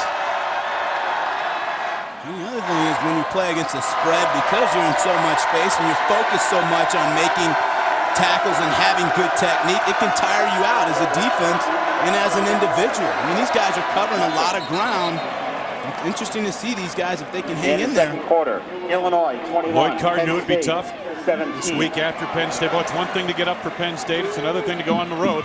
You know, that first road game, Chris, is always an issue. Coaches tell me all the time. You know, that first road game, you're not quite sure how your kids are going to come out. This is Michigan's first road game, the 5th week of the season, second conference week. Well, and we talked to Coach Carr about that. He said that, hey, we still don't know what the identity of our team is. We're still figuring that out. He hoped to put that period at the end of the sentence today. So far, he's still unsure. Northwestern, 8 plays, 59 yards on this drive, facing second and long. Bechet, tight pocket. Ward, the intended receiver, pretty well covered by Donovan Warren. 3rd down and long coming up Northwestern. 26 seconds left on the clock. Northwestern 3 of 8 on 3rd downs. Shay's good from the neck up. He makes good decisions. He's smart with the football. Yeah, he kind of threw that one away. Yeah. He didn't have anything. And with the spread, you got to make those decisions quickly.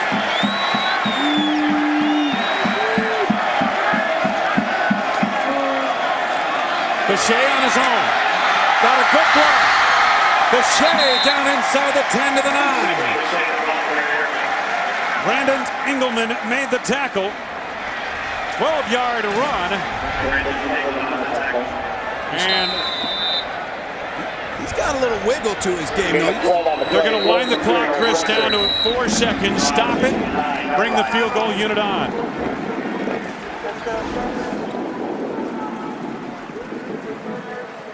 Stark contrast, one kicking game to the other. Villarreal hit a 49-yard field goal earlier. Jason Gingil missed a 26-yard chip shot in this second quarter. Talked about Bechet, and one of the things that his offensive coordinator said is that he's just seeing the field so clearly right now. And you can tell he's confident in what they're doing. He's getting the ball to check downs. He's checking out of plays, getting into the right situations for Northwestern. A very confident quarterback. I got to ask you, that last scamper there, is that, did they sort of design that a little bit or not? Is that a run-up-pass option? That was a design call. I mean, you could tell right away he made a quick decision. He tucked it in, and he's got a little wiggle. I mean, he's tough to bring down in space. I mean, he's not Bazinet and Kustak moving like that, but he does have some escapability about him, and he's a smart kid, as you pointed out. Villarreal will try a 27-yard field goal.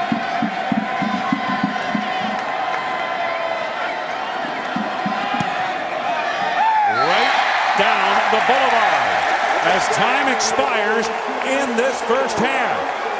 The Northwestern Wildcats, coming off a 58-7 loss in Columbus a week ago, lead the Wolverines 16-7 at halftime. Let's go down to Darryl. Coach, you talked about how your team needed to get an early start and get on the board early. How is your team able to halt this Michigan offense? Well, what we're doing right now is executing the call, playing together as one heartbeat. That gives you an opportunity to stop the run when you swarm the way we're doing right now. It's a long football game.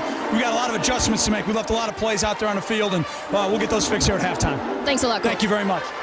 Wayne. Thank you very much, Dara McIntosh. Big first half for Northwestern. They head to the locker room with the lead. Coming up, Dave Revson and the gang for the halftime show after these messages. You're watching the Big Ten Network. Halftime at Ryan Field in Evanston. The Northwestern Wildcats play on the lead 16-7 over the Michigan Wolverines. Hi, everybody. Wayne Larrabee, Chris Martin, Dara McIntosh is joining us on the sidelines. We'll hear from her a little bit later on. But a first half that was very impressive. These two teams coming off big games one way or the other. Michigan with a huge win over Penn State at home last week. Meanwhile, Northwestern a huge loss at Ohio State, and the Wildcats have come out much the better. Well, they came out inspired. They moved the ball right down the field earlier, capping it off with a field goal. Michigan struck back, though, getting the ball to Manningham out on one-on-one coverage, getting to the end zone. See them celebrating, but then Northwestern going toe-to-toe today. Omar Conte saying he's that next big play guy, able to stretch this one out, getting to the end zone. Excellent shiftiness and cutting back. Finds the paint, And then Northwestern again, right before half, putting this one right down the heart. Valario, Northwestern coming out inspired today. And one more time for good measure. These guys have got it cranked up today, Wayne. Let's take a look at the Polaris first half stats, and you're going to see a lot of offense on the side of Northwestern. But take a look at what they've been able to do defensively, especially against Michigan's run game. Well, they've made Michigan heartless. They've taken Mike Hart out of the game. He's rushed for 30 yards. He can't get out on the perimeter. They're keeping him boxed in, so they're getting exactly what they want defensively, taking Hart out of the game, not giving up the explosive plays like we talked about in the open. So right now they're doing exactly what they wanted to do. Meanwhile, Northwestern has possessed the football over 3 minutes longer than Michigan in the first half. Second half is coming up. The Wolverines trailing on the road 16-7. We'll be back. Ryan Field, Evanston, Illinois, on the shores of Lake Michigan. Wayne Larrabee, along with Chris Martin, Dara McIntosh down on the sidelines. Michigan will accept the football to start the third quarter. And we'll see what adjustments were made at halftime by both sides. And you know that Lloyd Carr was busy. He's busy giving his guys an earful, offensively, defensively. They've been sleepwalking a bit, see if they can come out here and get it started out of the chute. And if you're Northwestern, you know you're going to take a big shot from Michigan in the second half. There's no doubt about that. Twin safeties back deep to receive. Harrison and Minor back deep.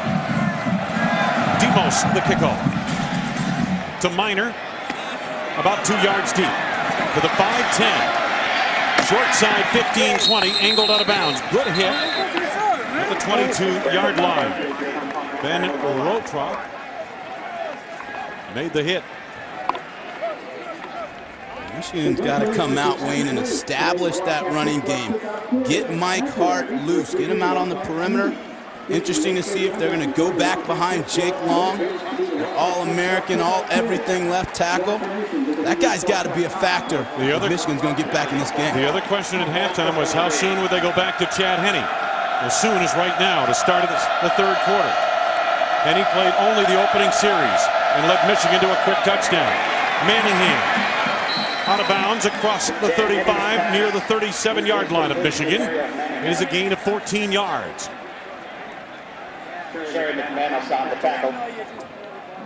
In the first half, Chad Henne, 5 of 7, 48 yards and a touchdown. Ryan Mallett, 5 of 11 passing. He was very efficient in that first drive. Fluid, didn't look like he was having any mobility problems with his knee. See if he can keep up that efficiency. First and 10. Manningham in motion. Henne. Manningham. First down, close to the midfield marker. He's shoved back near the 48-yard line, a gain of about 11 yards. You know, Wayne, for Northwestern's defense, it really doesn't matter which quarterback's in particularly, because these guys are cut from the same cloth. They're big physical guys that have strong arms, can make all the throws, and they're going to stand tall in the pocket. Except that one has a lot more experience than the other. This one has a lot of experience. He's a senior. No question, but in terms of making the reads and running the offense, for Northwestern's defense, it's very similar. Wolverines knocking on the Wildcats' territorial door. Blitz coming. Henne steps up against it, takes a shot deep down the field. McManus and Manningham battle forward, and it's incomplete. A great battle. Eric McManus and Mario Manningham. First off, you get good pressure up front by Northwestern, and this is what Michigan wants to do. Air it out, throw the ball down the field, get it all back. This is outstanding coverage, though, by Sherrick McManus, almost pulling it in. That time, Manningham ran an out and up route. McManus didn't bite. Good job of high-pointing the football and keeping it away from Super Mario. Second and 10, Michigan, 49-yard line, Wolverine territory. Mike Hart, big hole, left side. Would not go down on the shirt tackle and gets about 9 yards inside Northwestern territory to the 47-yard line. The thing that I love about Mike Hart is you will not arm tackle him. You see a great example of it right here. You can't hold on to his jersey. No, he's too strong. Keeps his legs going. You better get other guys to the ball to help get him on the ground. Malcolm Arrington did a good job of playing off his block, but couldn't get any more than a handful of shirt off of Mike Hart. And now it's 3rd and short, Michigan. Monroe, the fullback. Mike Hart going that way. Penalty flags down. False start.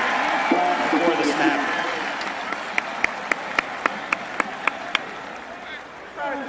False start, offense number 77. That's a 5-yard penalty. It remains 3rd down. Jake Long getting a quick start there. 4th penalty on Michigan. It's been interesting, though. Michigan's come out firing on all cylinders, and they're running behind Jake Long. You know, they started the game running to the right, which is a bit of an anomaly for them. 47-yard Probably trying to out-game plan Northwestern, but they're going back to their bread and butter and what they do best, and that's follow number 77, Jake Long. Michigan 2 of 8 on 3rd downs. Massey in motion. Henny. Matthews. 1st down, Michigan. 38-yard line of Northwestern. Deontay Battle made the stop. Good job of spreading Northwestern out, giving them a little dose of their own medicine, and just working the underneath cut here to Matthews, working against the linebacker. Got a cornerback sitting there waiting for him in the hole. Good delivery by Henny. Way to move the sticks. Gain of a little bit more than 9 yards. Michigan continues on the opening drive of the 3rd quarter. Mike Hart. And again, drew quite a crowd. Quentin Davey coming in from the strong side linebacker spot, got a hand on him, and that slowed him up, and then the big guys up front. Yeah, they rushed Davey off the edge, Wayne, to get some heat in the backfield. Northwestern trying to be sure that Mike Hart can't cut the ball back. Again, utilizing their gap integrity. They've done a great job of eliminating the cutback primarily in this game. Manningham wide to the top of your screen. Henny broken up, incomplete. That was linebacker coverage that time on Manningham. And pretty good coverage by Quentin Davey. Well, good coverage and good read. He just sniffs this out right away. I mean, he's all over this outcut. Couldn't have played it better. Uses that inside arm, or the long arm as we call it. Nice play by that redshirt freshman, Quentin Davey. Michigan facing another 3rd down on this opening drive of the 2nd half. Chad Henne, the senior, back in at quarterback. Slot at the top of the screen. Massey in motion to the bottom. Blitz coming. They picked it up well. Pass off the mark, incomplete. Matthews, the intended receiver. They did a zone blitz, and that was Big John Gill downfield in space of the wide receiver. And he looked like a defensive back there running around covering. How about that for athleticism? I would say he looked like a defensive back. He was chasing in pursuit. But I think the thing to note there, Wayne, is that Northwestern's giving Michigan a lot to think about. A lot of different looks. They're throwing variety of blitz plays, dropping different guys in coverage. Henny's getting a lot of looks to anticipate. Zoltan Mesko in punt formation once again hangs this one high. Fair catch signal is made, and the catch is completed by Rasheed Ward just short of the 9-yard line of Northwestern. First salvo handled by the Wildcats from Michigan to start the 3rd quarter. Northwestern when we come back. Northwestern leading 16-7, much to the concern of those fans here at Ryan Field from Michigan. And Cargill passing combinations last week against Penn State. Ryan Mallett found Mario Manningham 6 times for 61 yards in the victory over Penn State. Penn State's got their hands full down in Champaign today with the Fighting Illini. Worst field position to start a drive for Northwestern. Omar Conte bounces to the outside. Oh, and he was a shoestring tackle away from gaining a whole lot more than 10 yards. Pickup of 11 to the 20-yard line. Obi Eze made the top tackle. Wayne, they go again to that read option, but a nice cut. Way to find the lane by Conte, and he's running with toughness. He's not allowing one guy to bring him down. Good bounce play, finding the perimeter. He came into today's game with just 49 net yards on 24 rushing attempts. Got twice that on a touchdown run in the first half. And again, nice hole, good cut by Conte. As again, they run between the tackles against this Michigan defense that is concentrating, as you mentioned, Chris, so much on the outside against the spread that there might be some lanes inside. And Northwestern has done some business in between the tackles. Absolutely. A lot of times you can win plays by alignment, just spacing people out. There are creases there, and right now Northwestern's exploiting it. And they're going without a huddle. Second down. Conte 11 carries, 89 rushing yards. Little option. Here comes Conte running downhill. Got the first down. Engelman makes the tackle. First and 10 for the Northwestern Wildcats on a gain of about 10 yards. Again, nice play call by Coach McGee, running an option.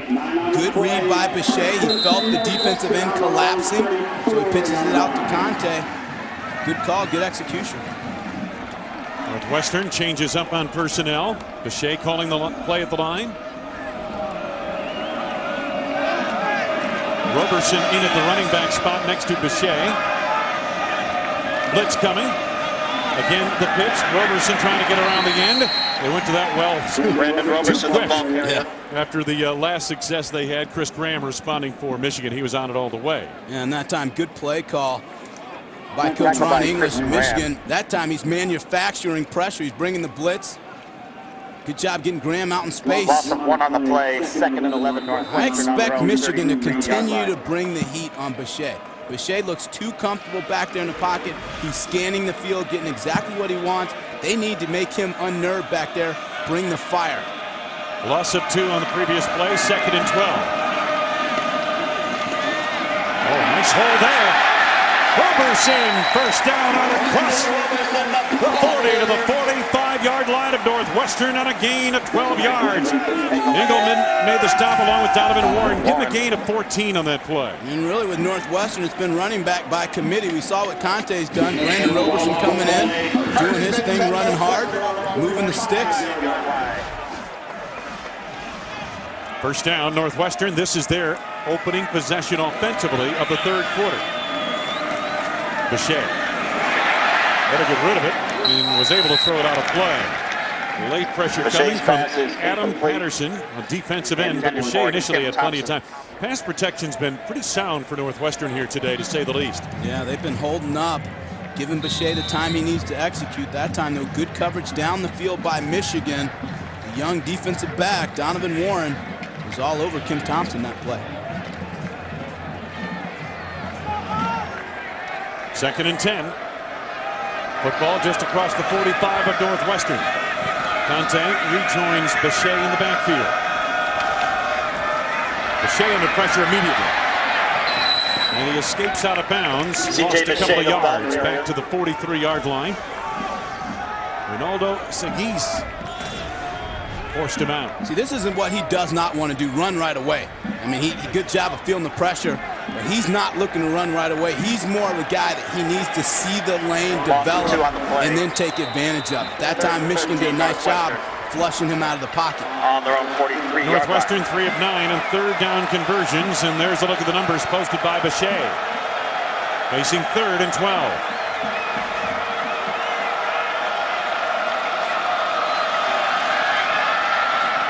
Over the middle, turned around his receiver, incomplete. And he had him wide open. Oh, it was a lot of carpet there. Good job on the crossing route. Shanks was wide open. The ball was a little bit behind him, though. Intended for Nathan like to see Bechet. He's got the time. He throws it off his back foot. Maybe that was the problem. Yep. Doesn't set up. Northwestern. A missed opportunity there by the Cats. And punt formation. Bechet on the sidelines.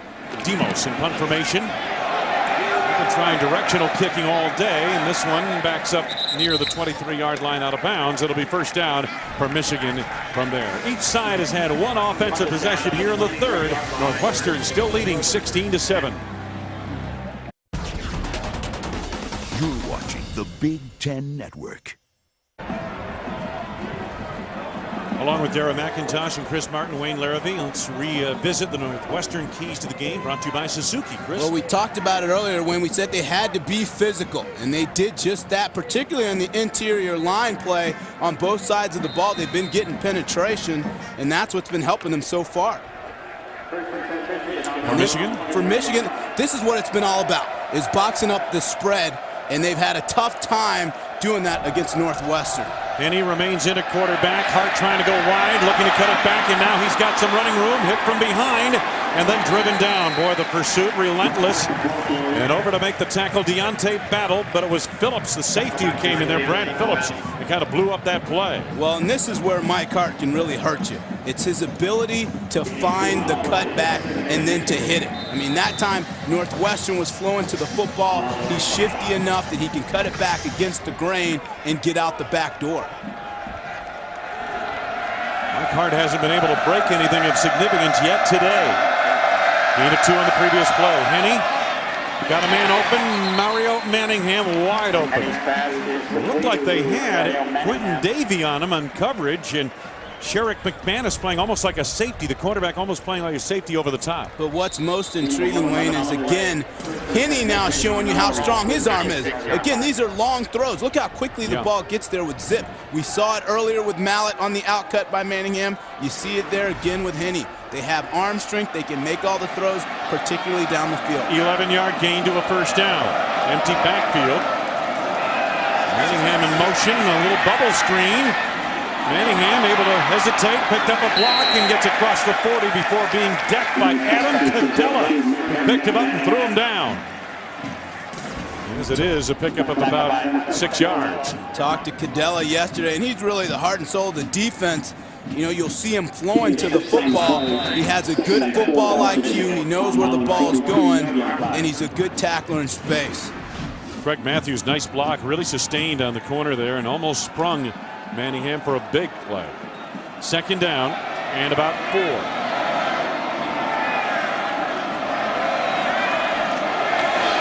Hart picking his way. What a nice run by Mike Hart inside the 50 down to the 41-yard line of Northwestern.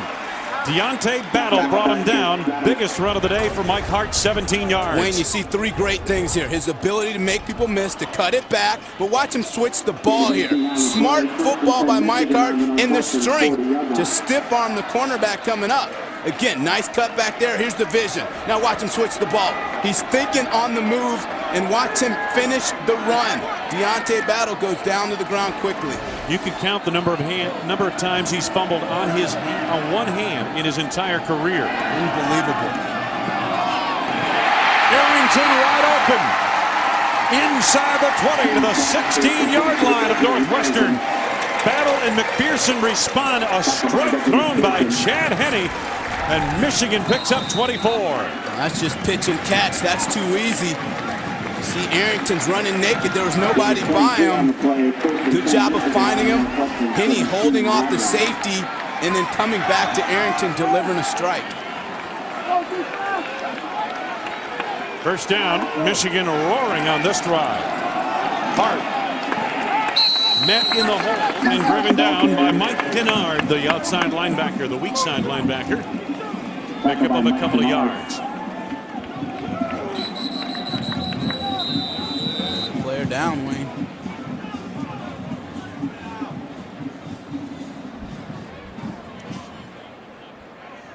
Looks like Mike Massey down on Player the field. assistant for Michigan is Mike Massey. And he needs some attention. This has been a hard-hitting game. The one thing that impressed everyone up here in the press box at halftime was the way Northwestern came out and hit this afternoon. They knew they'd have to be physical with Michigan, and they've been so far. We've got a break. We'll be back after these messages. 16-7 Wildcats. They are the Big Ten's greatest games. Tuesday, it's another doubleheader of memorable action. First, witness history from last season as Michigan State pulls off the greatest comeback ever against Northwestern. Then, catch a thriller from 2002 as Craig Krenzel and Ohio State need a famous 4th down conversion to keep their dream season alive against Purdue. The Big Ten's greatest games, Tuesday, only on the Big Ten Network.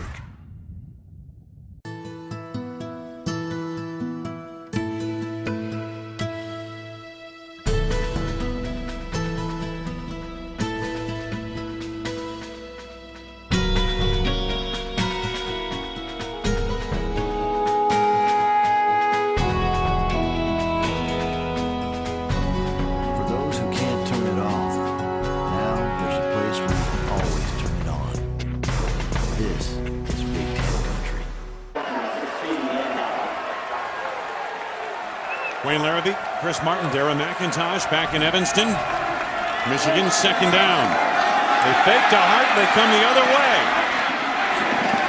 Northwestern stayed with the play pretty well, and Mario Manningham escorted out of bounds inside the 15 at the 13-yard line of the Wildcats on a gain of about 4 yards.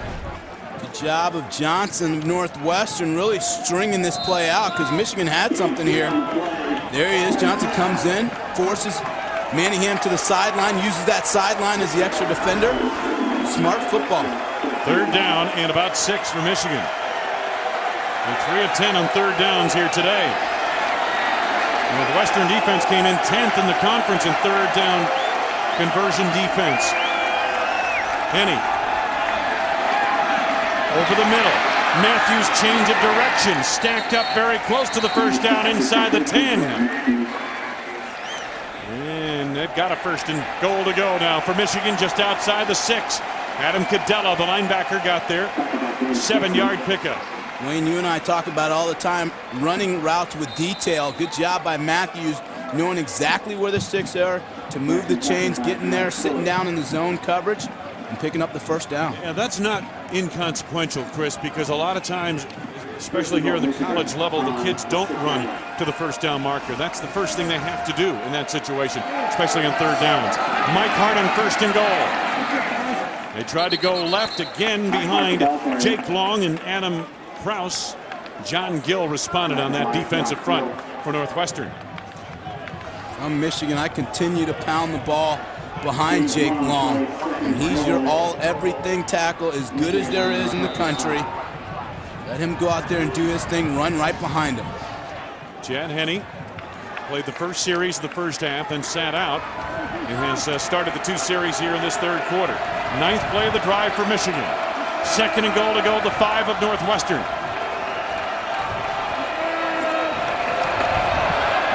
Henne. Carson Butler, touchdown Michigan.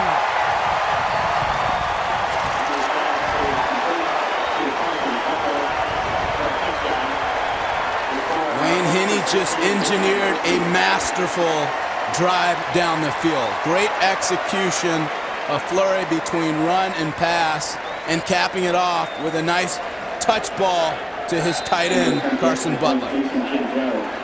Butler's first touchdown of the season. The extra point try. And Gingel's got it through the uprights. 5:45 left to go. Henne on a 5-yard touchdown pass to Butler. Michigan draws close. Thank you, Dave. Michigan has drawn closer here, and those folks in maize and blue are a little happier. 2-point lead, Northwestern. Under 6 minutes to go in the third. Twin safeties back deep for the Wildcats. Ryan Wright on the kickoff. Good leverage.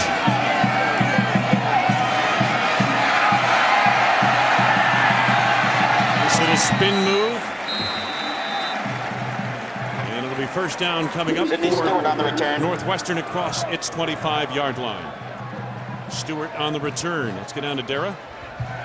Well, as we know, Mike Massey went out on that play for Michigan a few plays ago, and it looks like they're working on his left knee. He laid him out for quite a bit, and it looks like he's trying to walk on it, but gingerly, he's not getting much elevation. That's his left knee. That's starting tight end, Mike Massey, and as you know, his backup, Karan Butler, went in there and just scored for Michigan, guys. Let's hope it's not serious. Mike's a senior. First down for Northwestern. Pache, a little screen pass.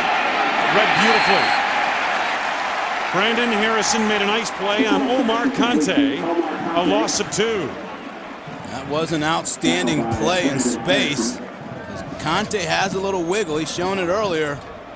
Good job closing to the ball, limiting the play. Northwestern, one of their concerns was to get off to a fast start. Well, they did that in the first half. Here in the second half, they've sputtered a little bit. This is only their second offensive possession of the third quarter. Michigan dominated on a long touchdown drive. Bechet called play.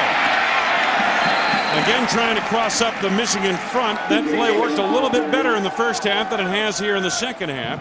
Jamison recovered to make the stop, along with Will Johnson on the defensive line. Well, and the part of the problem is that Michigan's defensive ends are coming up the field in a hurry. They're playing with explosiveness now. They're getting up the field. They're not blitzing necessarily right now. They're allowing the front four to apply pressure. Well, there's a little more sense of urgency on the Michigan side. Three-man down line with Crable in the slot. 3rd and 9. Thompson, first down up at the 48-yard line of Northwestern. Good pitch and catch.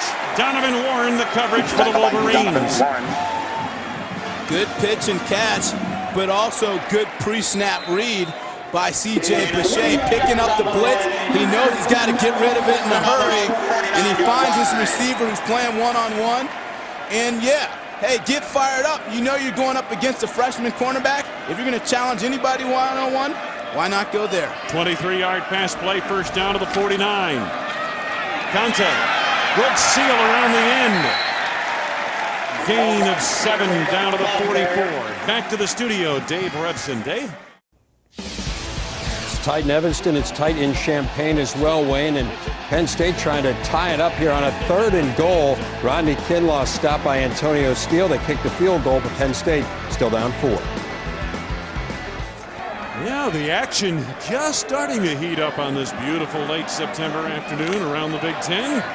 Conte over 100 yards rushing, 105 yards and 13 carries. 2nd down. Bechet waited as long as he could. Jamison forced the blocker back into the quarterback, Kurt Mattis, and Bechet goes down. A sizable loss back to the 49-yard line. Loss of almost 10. And it was good penetration by Jamison, and this is just effort. Effort and ability to get your leg out and trip him. That's what it looked like here. See him coming off the field, gets a little foot out. You're right, trip. Counts as a sack, though. Sure, especially if you can get away with it. 3rd down and 10.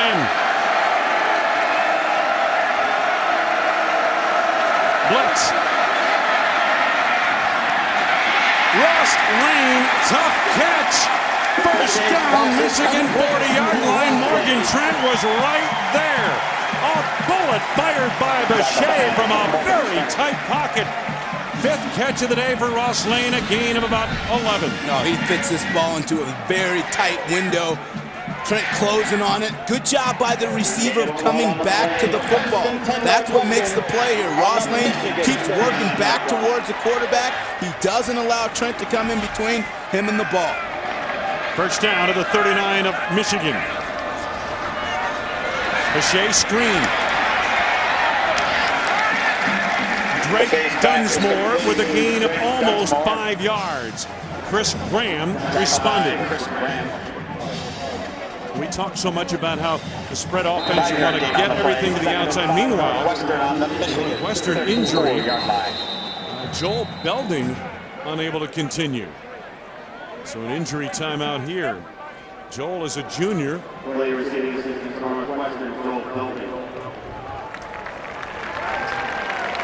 And Joel now gets up under his own power and heads off.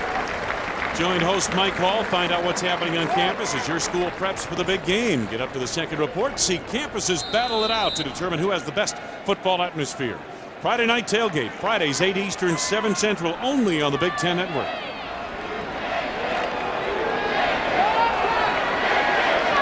Second down and about 5 for Northwestern. Bechet. Nothing there.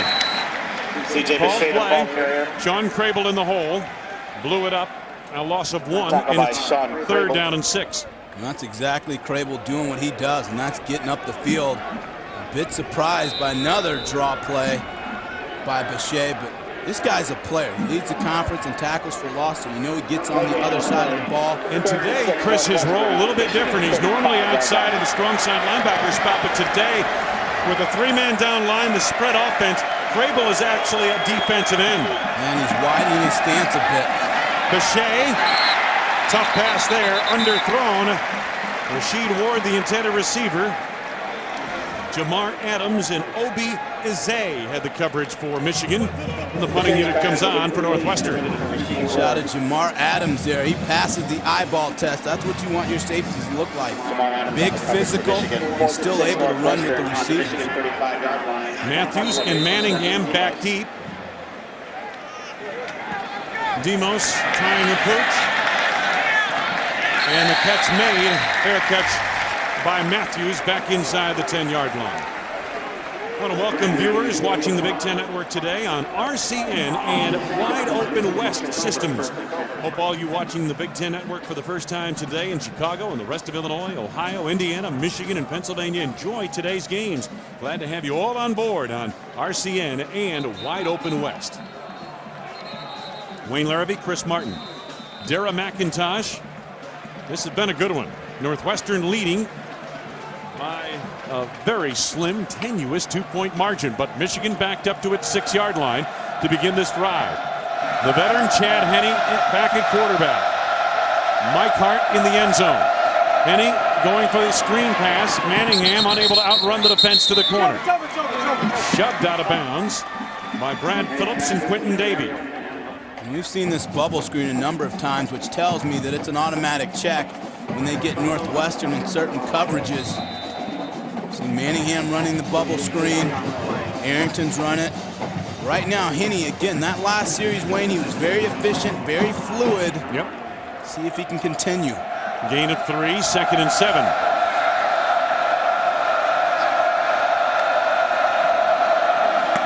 Manningham uncovers again, this time for a first down and a whole lot more.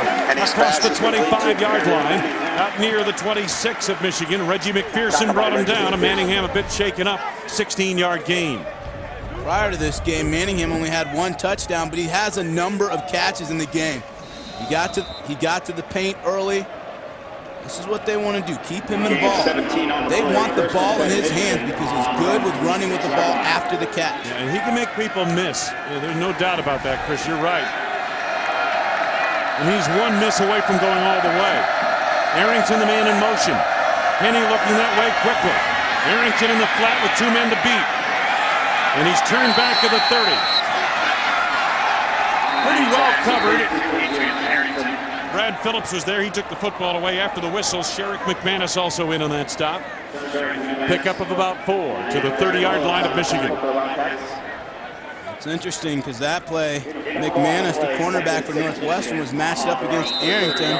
Last play, he was matched up against Manningham, so they're moving their guys around defensively for Northwestern.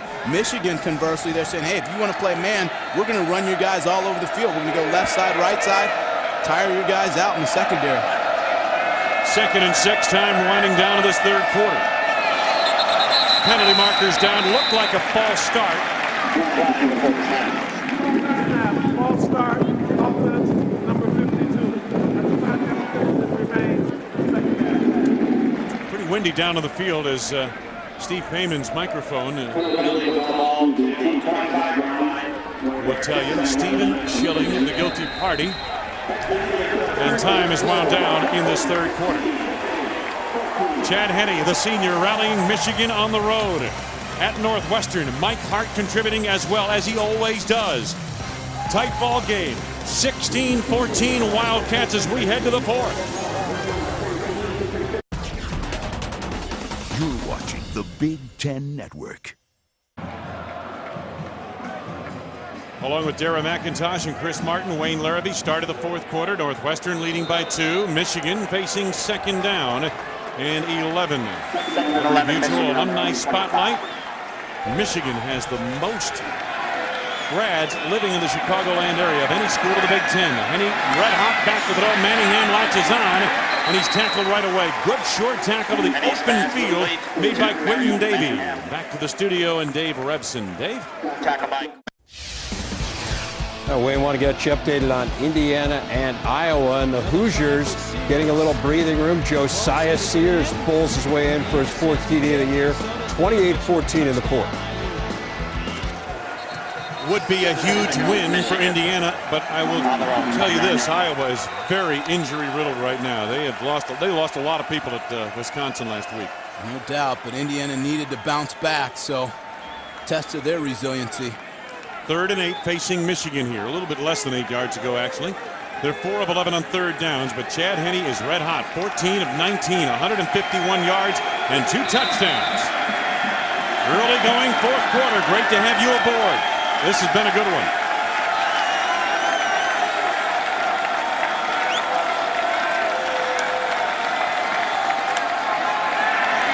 Good protection. Got the first down to Matthews, who reached it across as he escaped out of bounds near the 36-yard line of Michigan. Back to the sidelines in Dara McIntosh. You know, guys, I'm sitting here on the Northwestern side of the bench, but these are all Michigan alumni, especially Jim Bolden and Dave Cadella, whose sons actually play for Northwestern. But you guys played together at Michigan, is that correct? Sure did. That's correct. How is it that your sons both decided to come play for Northwestern? Well, I'll let you answer that question. They're smarter than we are? No, it's interesting. Dave's son, of course, is playing in his 5th year here at exactly Northwestern. Right. And Michael, our son, is in his freshman year. So it's a little bit of time frame difference. But, yeah, they're playing together this year. And it's exciting for us because we're from Evanston. We've lived in Evanston for about 16 years, and this is where Michael has grown up. So that must be exciting. Who do you root for on offense? In what now? Who do you root for? I see no maize and blue here. You gotta have. No, I learned 3 years ago. I came with a Northwestern shirt, but I had a little blue underneath, one of our Bose Boys shirts. And after the game, Adam came up and said, "Good to see you're wearing Northwestern colors." He looked underneath my shirt. I was Can't do that. castigated for that and haven't done it since. Okay, so today you root for Northwestern. Absolutely. Every week we root for Northwestern. Thanks so much, guys. Thanks so much. Thank you. All right. Back to you. All right, thank you, Dara. Deontay Battle bumped the Michigan receiver off of that play, and no flags. Lloyd Carr made sure one of the folks in stripes got an earful. 2nd down and 10. Chad Henne again started the ball game, played 1 series, led Michigan to a touchdown, and then Ryan Mallett finished the first half. And with Michigan trailing at halftime, there's the contact. With Michigan trailing at halftime, 16-7, it was the senior who came out at the outset of the second half. He's been there ever since. Mike Hart, John Gill, Adam Collette, Cadella, the ball carrier. All around the football, and Hart gets a gain of a couple of yards. Northwestern imploring the crowd to get fired up. Their defense knows it's a big stop opportunity here. Michigan at halftime just 2 of 8 on 3rd down conversions, 3 of 4 here in the second half. 3rd down and 8. Watch number 16, Adrian Arrington. Motion from Butler, the tight end. Henne, good protection. Through the hands of Matthews. Being hounded by David Orduba. And Northwestern gets the stop. And that's a big hold by Northwestern, going with its nickel package. So Orduba coming off the bench playing solid coverage.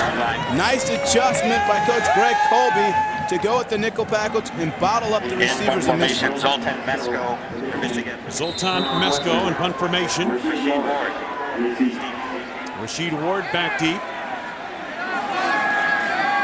He's returned 3 punts for 25 yards. Boy, Mesko hits a beautiful punt again. Muffed by Ward, recovers back at the 1-yard line of Northwestern. Oh, has the table turned here. Northwestern will be 99 yards away when we come back. Thanks, Dave. Right here, Northwestern backed up to its 1-yard line. And without their great running back, Tyrell Sutton, the Doak Walker candidate, he was injured in this game right here. This is week 2 against Nevada on that move right there.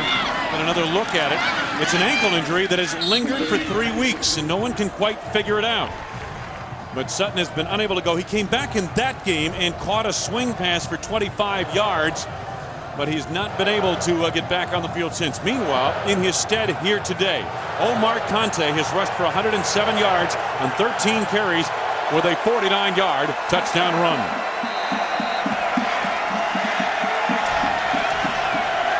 Northwestern in a tough spot right here, Wayne. First down. Not much there. Just give it to the fullback straight ahead. Everybody punched in. Mark Woodsum on the carry. This is where you got to get low pad level and dry. Pretty much a stalemate. Adam Crum didn't get low enough on that block. Number 77, that's where he wanted to go. No gain, second down at the 1-yard line for Northwestern. The original line of scrimmage was going to be the 2-yard line, but a holding penalty against Northwestern turned into a 1-yard penalty, half the distance to goal, so they're back at the 1-yard line. On the punt return. Now to the shotgun. Broke it up, incomplete. Oh, what a hit made by Graham to break up that beautiful throw to Drake Dunsmore. Engelman was also there.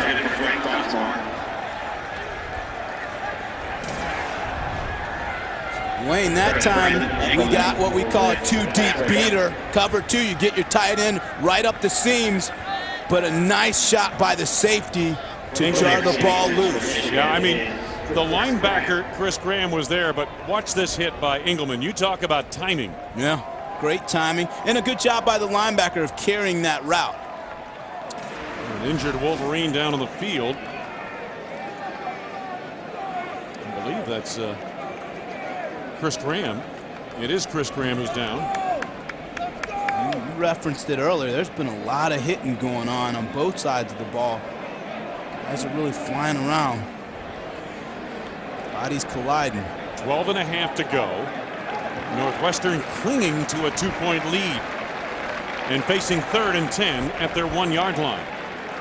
When you're pinned this far back, does it, I guess, kind of restrict what you can do in your spread offense, Chris? I mean, no question about it. I mean, you got to go with a conservative play, but you're probably going to look towards your interior wide receivers and make short, simple cuts. Good to see that guy, Chris Graham, getting off the ground. He's an active linebacker. He's been flying around all day. One of those guys that when you watch tape on him, he quickly jumps off and gets your attention. 3rd and 10 at the Wildcat 1-yard line. Bechet with Conte behind him. Bechet. There, first down. Ross Lane up across the 20-yard line of the 22. Morgan Trent brought him down. 21-yard gain, and they're out of the hole. Well, and this is the definition of Northwestern being aggressive, because they run a double move here, backed up in the end zone, having the confidence in Bechet and Ross Lane to go ahead and execute. I mean, you think they're going to be conservative? Not so much. They run an out and up. Ross Lane, nice job of going attacking the football. Airtight pass protection on the 3rd down call, and now Roberson gets the call around the end and picks up a yard or 2. Sean Crable makes the stop for Michigan. Wayne, again, what a gutsy call, though, particularly backed up. Cornerback reads that, and that could be pick 6. Well, here's the other thing. I mean, if anybody holds on the line, that's points for Michigan, too. 2nd down. Holding in the end zone. Can't do it. Conte, the man in motion. And now Bechet has to call a timeout. So that's the first timeout taken by either team here in the second half. Just under 11.5 minutes to go. 30 seconds. Northwestern trying to work out of its own end, and I mean from deep at its own end. It's 30 minutes of highlights, analysis, and features dedicated to the world of Big Ten women's athletics. The Big Ten Women's Show, Monday nights at 7:30 Eastern on the Big Ten Network. Wayne Larrabee, Chris Martin, and Dara McIntosh. Beautiful afternoon to be at a football game in Evanston, Illinois. And Michigan has a strong following here as well, close to a capacity crowd at Ryan Field, and they've seen a good one. These two coaching staffs, these two teams, have come out and done quite a job here today, both sides. When they're battling, I mean, these guys, both sides, are being physical. They're playing hard. They're not quitting on plays. They're going through the whistle. Everything that you want your players to do. Bechet, 20 of 35 passing, 268 yards, 1 pick. Second down for Northwestern. About 8 yards to go. Good protection again. Bechet trying to step up. Trying to get away, cannot.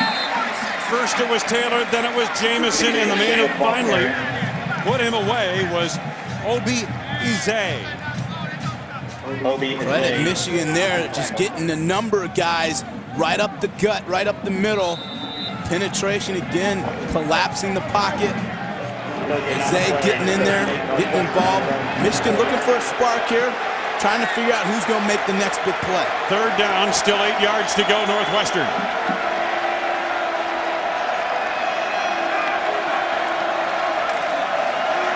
Bechet has the ball knocked away.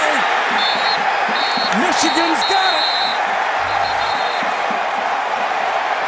Looked like Brandon Graham deflected it loose, and Sean Crable comes up with it, and Michigan's got it at the Northwestern 16. Well, Wayne, when you're sitting in the pocket, you cannot let that ball get away from your body. That time Bechet did. He did not keep it tight here. You'll see it, the ball gets away from his body, and a great play, though. The heads up to go for the swipe and get the ball out of there. Could be the game-changing play Michigan has been looking for. Best field position to start a drive for the Wolverines. Mike Hart unable to escape to the outside on the left side of the line. And again, John Gill responds from the interior of the Northwestern front. Well, big plays are infectious. And how you think about, look at Mike Hart there fixing his jersey. They've been all over him today, grabbing just about everything they can. But interesting to see here how Michigan comes out. You know, those big plays are infectious. See if they try and punch this ball in the end zone here. 8 tackles for John Gill, most of them on Mike Hart. Henny looking to step up, tripped up, shovels it forward, incomplete. That is not a fumble, it's an incomplete pass. John Gill again draped all over the quarterback. He has played this game on Michigan's side of the line. Well, he's been an absolute beast. I mean, you see he keeps going. Oh, he's returning the trip favor that we saw earlier. He tripped it. Well, you know, you've got to be resourceful. Yeah, you know what I mean? Absolutely. 3rd and 10, Michigan. This would be huge for Northwestern to hold Michigan here.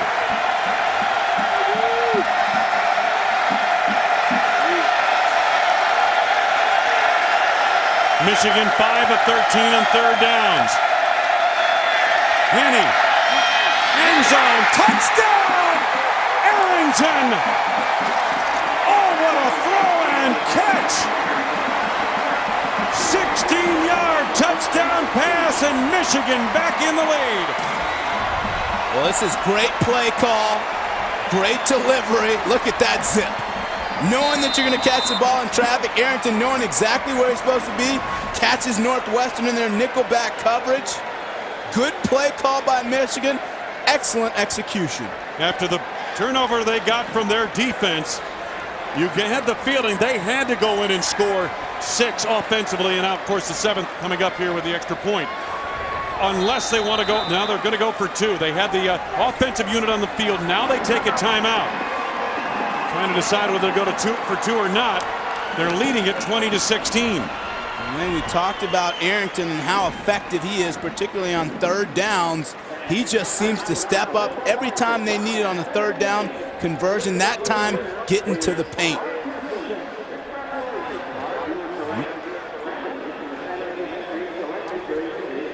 Let's take a look at the Cooper Tires big stop of the game. Northwestern on 3rd down, Chris. And you're going to see great effort here by Michigan, fighting through, keep penetrating, keep going to the ball. Big Graham making a play. Look at him, juicing the team up. And Crable, who else but Crable to gather it in. And that's one Bechet's going to wish he had back. Again, he lets the ball get a little bit away from his body, but a better play by the defenders of Michigan. Each side has 2 timeouts remaining. Michigan has thought better of going for 2. They're going to take 1 here.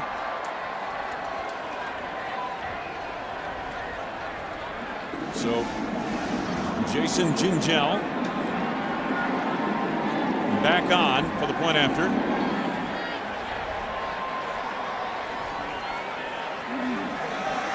With a hold of Zoltan Mesko.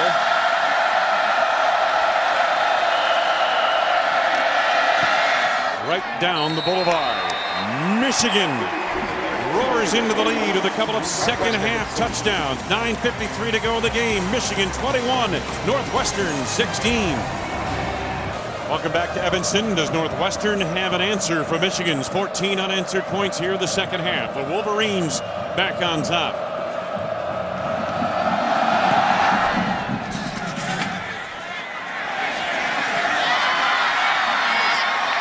Simmons to the 30.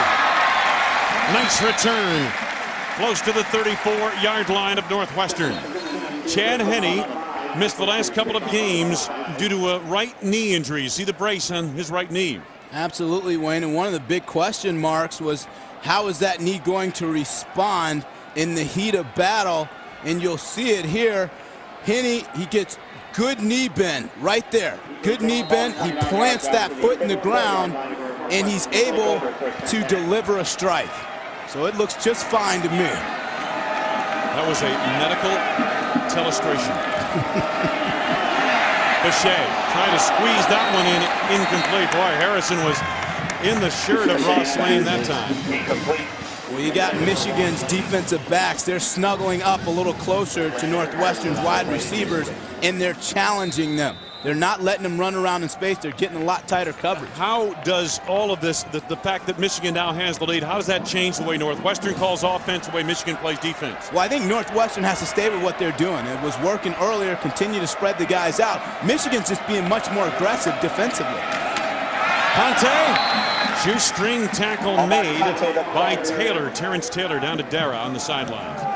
You know, after Karan Butler came off of the field, after Sean Crable recovered that fumble, he came over to the sidelines to hype up the fans behind the bench. But what you guys don't know is that this field holds 47,000 fans, and I'm telling you, I must estimate over 3/4 of them are wearing maize and blue. This crowd feels like a Michigan crowd, and this Michigan team knows it. Well, we told you, a lot of Michigan alums living in this Chicagoland area. Northwestern just 3 of 6 on third downs in the second half, facing third down here. Got an open receiver, got a first down. Tim Thompson out of bounds, 49-yard line of Northwestern. So this drive will continue off a 10-yard gain. Donovan Warren is the man they worked on. Well, big conversion and smart again to attack the young corner. You know he's a freshman. Make him go out there and earn his stripes. Good job finding the sticks by Kim Thompson. First down. Just over 9 minutes to go here in the fourth. Northwestern has led much of the way. They're trailing right now. Roberson and Conte in the backfield. They're going to Conte.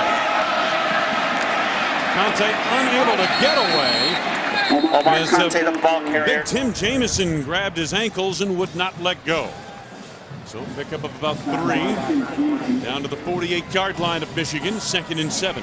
Big Tim's been active today. He's been getting up the field, wrapping up guys in space and applying that interior pressure. And he's the rush end, but he's had to do a lot of his work on the run against the running game.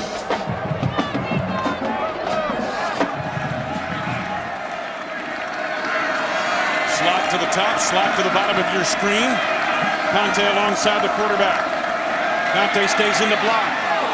Oh, nice catch made, juggling catch made by the wide receiver Eric Peterman for a first down inside the Michigan 40 at the 37-yard line. 11-yard gain. And Northwestern again working this choice route against the safety of Michigan. felt the inside pressure, so Peterman wisely breaks it to the outside. Good concentration to haul in the catch. How about the block by Conte on the defensive lineman coming uncovered up the middle? And that allowed Bechet to make the throw. First down. 37-yard line of Michigan. Blitz coming. Bechet. Ball in the air. Intercepted by Jamison down the sidelines. Jamison of the 25 as it knocked out of bounds from behind by Ross Lane.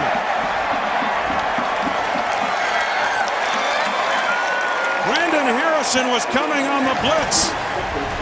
And another sudden change for the catch. You gotta feel this blitz. Now Bechet's gotta pick this up in his pre-snap read. He doesn't see the blitz. It's coming from his blind side. Excellent job, Harrison getting in there and stripping the ball. Chris, again, in watching several of their games on tape, Bechet does not have that inner awareness that great quarterbacks have of knowing from behind how close the rush is. He may have seen the blitz, but he did not feel it, and therefore was not in a position to deal with it. Second time Bechet has had the ball knocked loose from behind. Mike Hart goes to work for Michigan, and the Wolverines can put a dagger in this one if they can score a touchdown here. Adam Cadella makes the stop for Northwestern, a short game. Nothing has come easy for Mike Hart here today. That's the thing about CJ, does a lot of things well, but you get the feeling he does not have that sixth sense that, hey, somebody's coming from behind. Right, that clock's not going off. It's just not registering. Second down, about 8. Snap fumbled by Henne. Covers it up back outside the 20. It'll be third down and about 11 coming up for the Wolverines. Give Michigan credit because they've come out of the locker room at halftime fired up. I mean, it's particularly on the defensive side of the ball, which bleeds into offense. That time, Henne just couldn't put a handle on it. But you get the sense that the coaches of Michigan made the adjustments, but they got into the ears of their players because these guys are coming out playing with a little more edge than they did in the first half. For the game, Michigan 6 of 14 on third downs. Much better than that in the second half. Henne. Everybody deep. Got a man wide open. Leaping grab out of bounds. That ball sailed on Henne, and Arrington made the catch, but he was out of bounds. Well, that time it was a breakdown and cover. Anytime you get a wide receiver this wide open, right, that's a tough catch to make. Almost impossible, but anytime you get wide receivers that wide open, you know it's a breakdown fundamentally in the coverage of Northwestern. Gingell missed a 26-yarder earlier. This one from 39. And it is no good. He pulled it to the right. Northwestern with another shot, down by 5 with just over 6 minutes to go. Wayne Larrabee, Chris Martin, Dara McIntosh back at Northwestern. Can't keep up with all the Saturday action? Well, catch up with Big Ten Extra Points. Every scoring play from every Big Ten game, all in one show. Big Ten Extra Points, Monday nights, 7 Eastern, only on the Big Ten Network. Northwestern trailing by 5. Just over 6 minutes ago, their defense gets a big stop following a Wildcat turnover. Bechet goes to work. The out, not quite there. Off the mark with that pitch to Thompson. Coverage by Warren, the freshman underneath. Look at them to continue to challenge Donovan Warwick. Coach Garrett McGee knows that he's a young corner. Now it's getting down to crunch time. You're going to see what he's made of. Second and 10.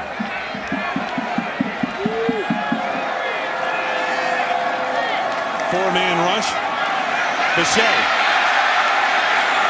gets it out across the 22 to the 25. Gain of 3. Third down and 8 coming up for Northwestern.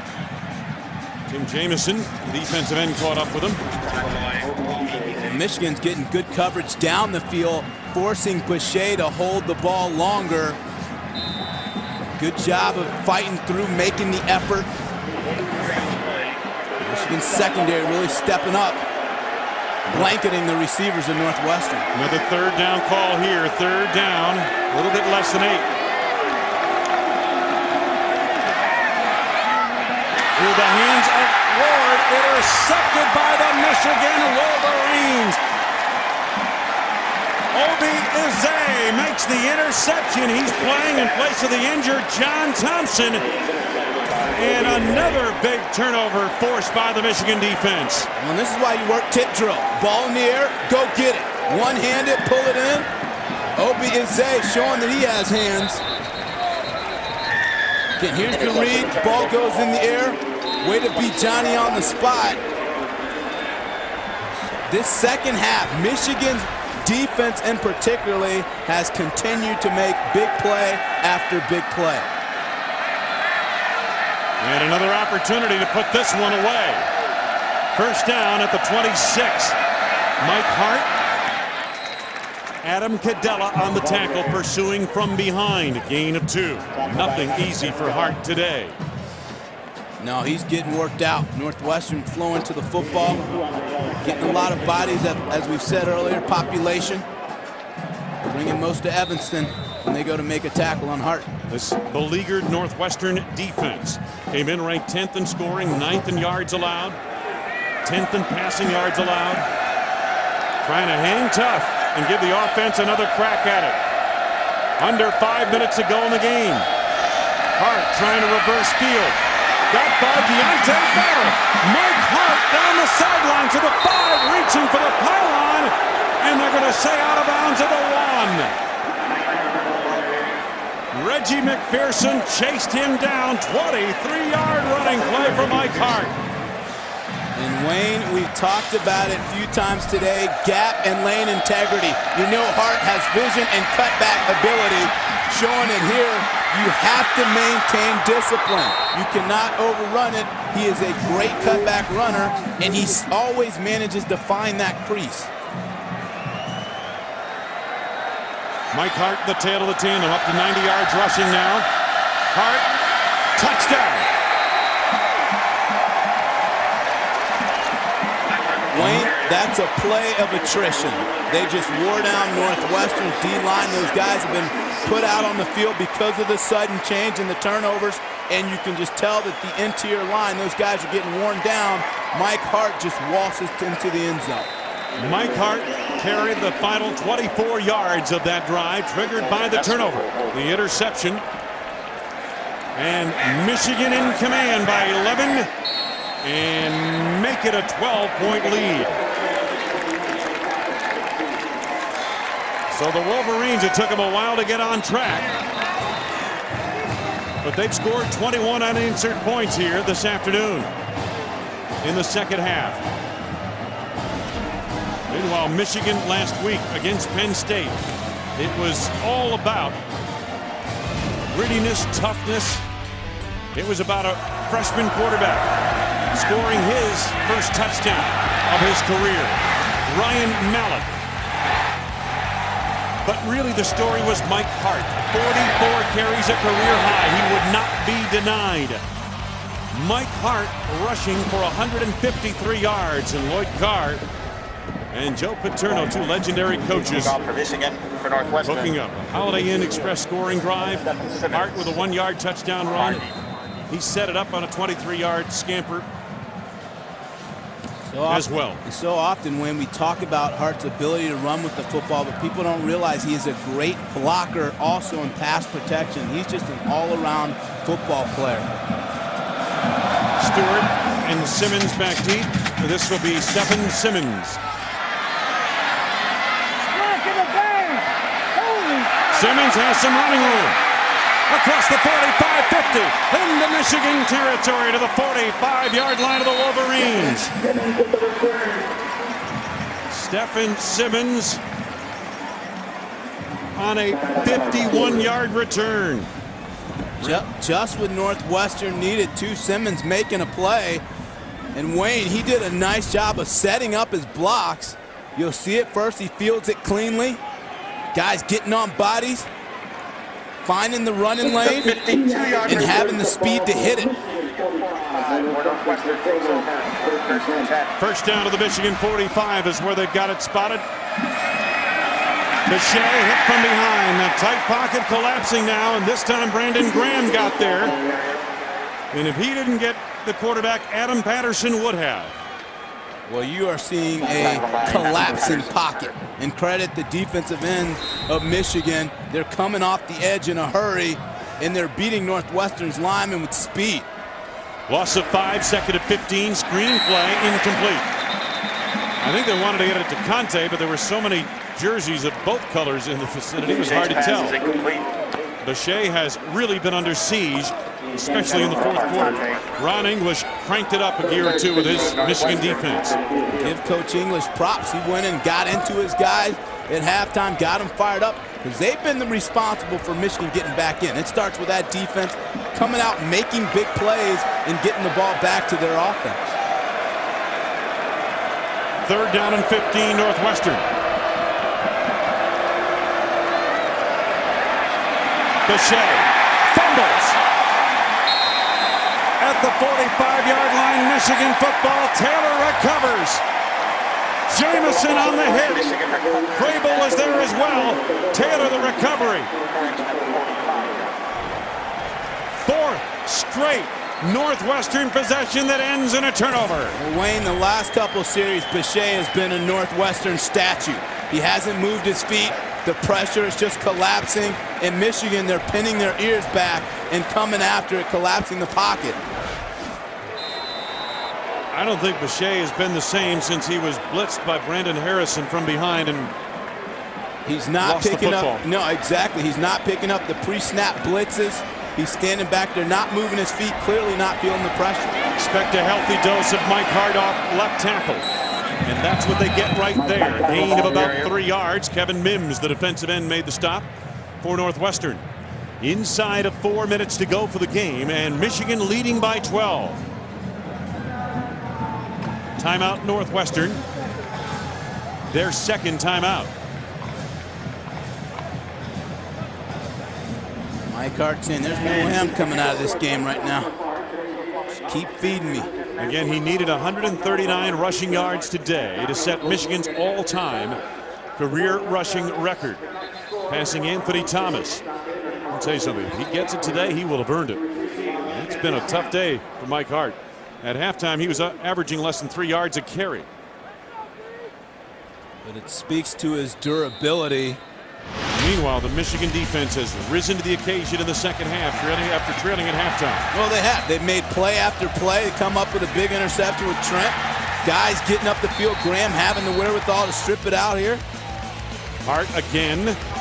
Good second effort. Gets him another 2 yards down to the Northwestern 41, where it'll be third down for Michigan. 3.5 minutes to go for the game. And again, Wayne, Michigan's defense has been the object of derision. So many people have attacked the defense, particularly early in the season with the number of points that they've given up. But this is a defense that's responded and come out of the halftime getting after it. Tim McAvoy shaken up, slow to get up. You know, that left, favoring that left leg. Mike Hart was slow to get up. We mentioned several times, and those of you who've been watching all afternoon, there's been some good hitting in this game. Big time hitting. That doesn't look good for McAvoy, the right guard.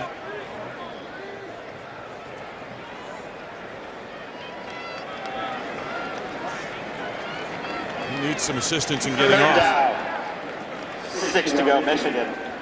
Third down for the Wolverines, about 6 yards to go. Corey Zerbel is in place of Tim McAvoy at right guard. Third down. Butler, a tight end, is the fullback, with Hart the tailback. It's Butler in motion. Henny. Matthews. Oh, outran 3 defenders on the cut, gets the first down. And that may do it. John Gill finally brought him down. I'll tell you what, it looked like they had a purple fence in front of Greg Matthews, and he just put the brakes on and went the other way for 15 yards. Yeah, they did. They had the purple fence, but the fence just kept sliding, and it was a nice job of cutting it back right there. goodness. Making all three of those guys. That's not fair, is it? Watch him stop on a dime. My goodness. Good job of sticking that foot in the ground and changing directions by Matthews. Again, Northwestern just one timeout remaining. Michigan on the drive. Hart. Slipping defenders, motoring his way inside the 20-yard line, down to the 19. Mike Hart on a gain of 7. Quentin Davey the tackle. I can tell you, Wayne, as a former defensive player, this is where you get tired of hitting a guy like Mike Hart. He is a pounder. We said it earlier. He likes to run behind his pads. He has great balance, and you just physically get tired of putting lick after lick on Mike Hart. And it's not just about Mike Hart. It's about Jake Long and Adam Krause up front. They're putting some hits out there as well. The left tackle to the left guard. Second down. Hart again running left. This time they meet him with pressure from the backside of that play. Corey Wooten came across. Wooten's played well here today. They've been disappointed in him up until now, but he's factored in today. Yeah, he's played well, going up against arguably one of the best tackles in the game. But Wayne, you know what's interesting is Michigan came out at the beginning of the game. Hold up. Northwestern calls timeout. And this is a 30-second. Unofficially, Mike Hart 27 yards short of becoming Michigan's all-time leading rusher. It's a matter of will it happen today or will it happen next week at home against Eastern Michigan. Lloyd Carr knows his team has been in a dogfight here today, but boy, he has to be happy with the way they responded in the second half of this ball game. Absolutely. They bounced back. They were resilient. They continued to make big play after big play. They gave up 16 points and 309 yards of offense by halftime. And did not force a turnover, but here in the second half, they forced 4 consecutive Northwestern turnovers. And that's a clear sign that Coach Carr has good control over his team, getting his guys fired up and able to bounce back. Third down, Michigan. Mike Hart met at the pass, short of the first down. We welcome those of you joining us. Illinois, Penn State. Good ball game down in Champaign. We've had a good one here. Michigan salting it away. Wayne Larrabee along with Chris Martin and Dara McIntosh. Northwestern led 16-7 at halftime. Michigan has scored 21 unanswered points here in the second half, and the defense of Michigan has forced 4 consecutive Northwestern offensive possessions to end in turnovers. Absolutely. That's been the message in a bottle, and they've been able to give the ball back to their offense. And again, Chad Henne has been running the offense with efficiency. He seems comfortable in what they're doing. He has good command. He's been the field general. Not sure why he came out of the game earlier, but he's led his team pretty intensely today. Northwestern has stopped the clock for the final time. 54 seconds left to go in the game. Pat Fitzgerald had his Wildcats ready to play. A very impressive first half at them on both sides of the ball. But in the second half, Michigan made some adjustments, brought some pressure on C.J. Bechet, forced one turnover after the other. And as you would expect from a character group from Ann Arbor, they responded to the deficit at halftime. And that's where you show it's a test of character and a test of attitude. His guys came out in the second half with attitude. They knew that they did not want to give this game up. They refused to lose. You had the senior leadership, guys flying around making plays, giving great effort. And it really starts with Chad Henne. 193 yards, 3 TDs. Nice job coming back, showing that there's no effects on that knee. Northwestern out of timeouts, 54 ticks on the clock. Michigan on fourth down will run it. Mike Hart trying to shake loose, and he apparently has the first down to the 15-yard line. Reggie McPherson brought him down. It's a gain of about 5 yards for Hart, and that should pretty much do it. They move the chains. They now wind the clock.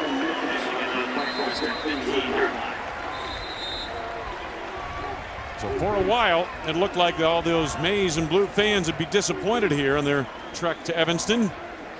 But the Wolverines, with a strong second half, will prevail and go to 2-0 in Big Ten play. And it just wasn't about Mike Hart. You had a lot of guys play well. The receivers for Michigan were making plays all day long. Manningham got in the end zone. He was stretching out. Defensively, you saw guys moving around, creating fumbles, getting a lot of pressure. So Michigan showed a number of big guys coming out here making a lot of plays. Congratulations to Lloyd Carr and the Michigan Wolverines. They prevail here in Evanston, overcoming a halftime deficit to win 28-16.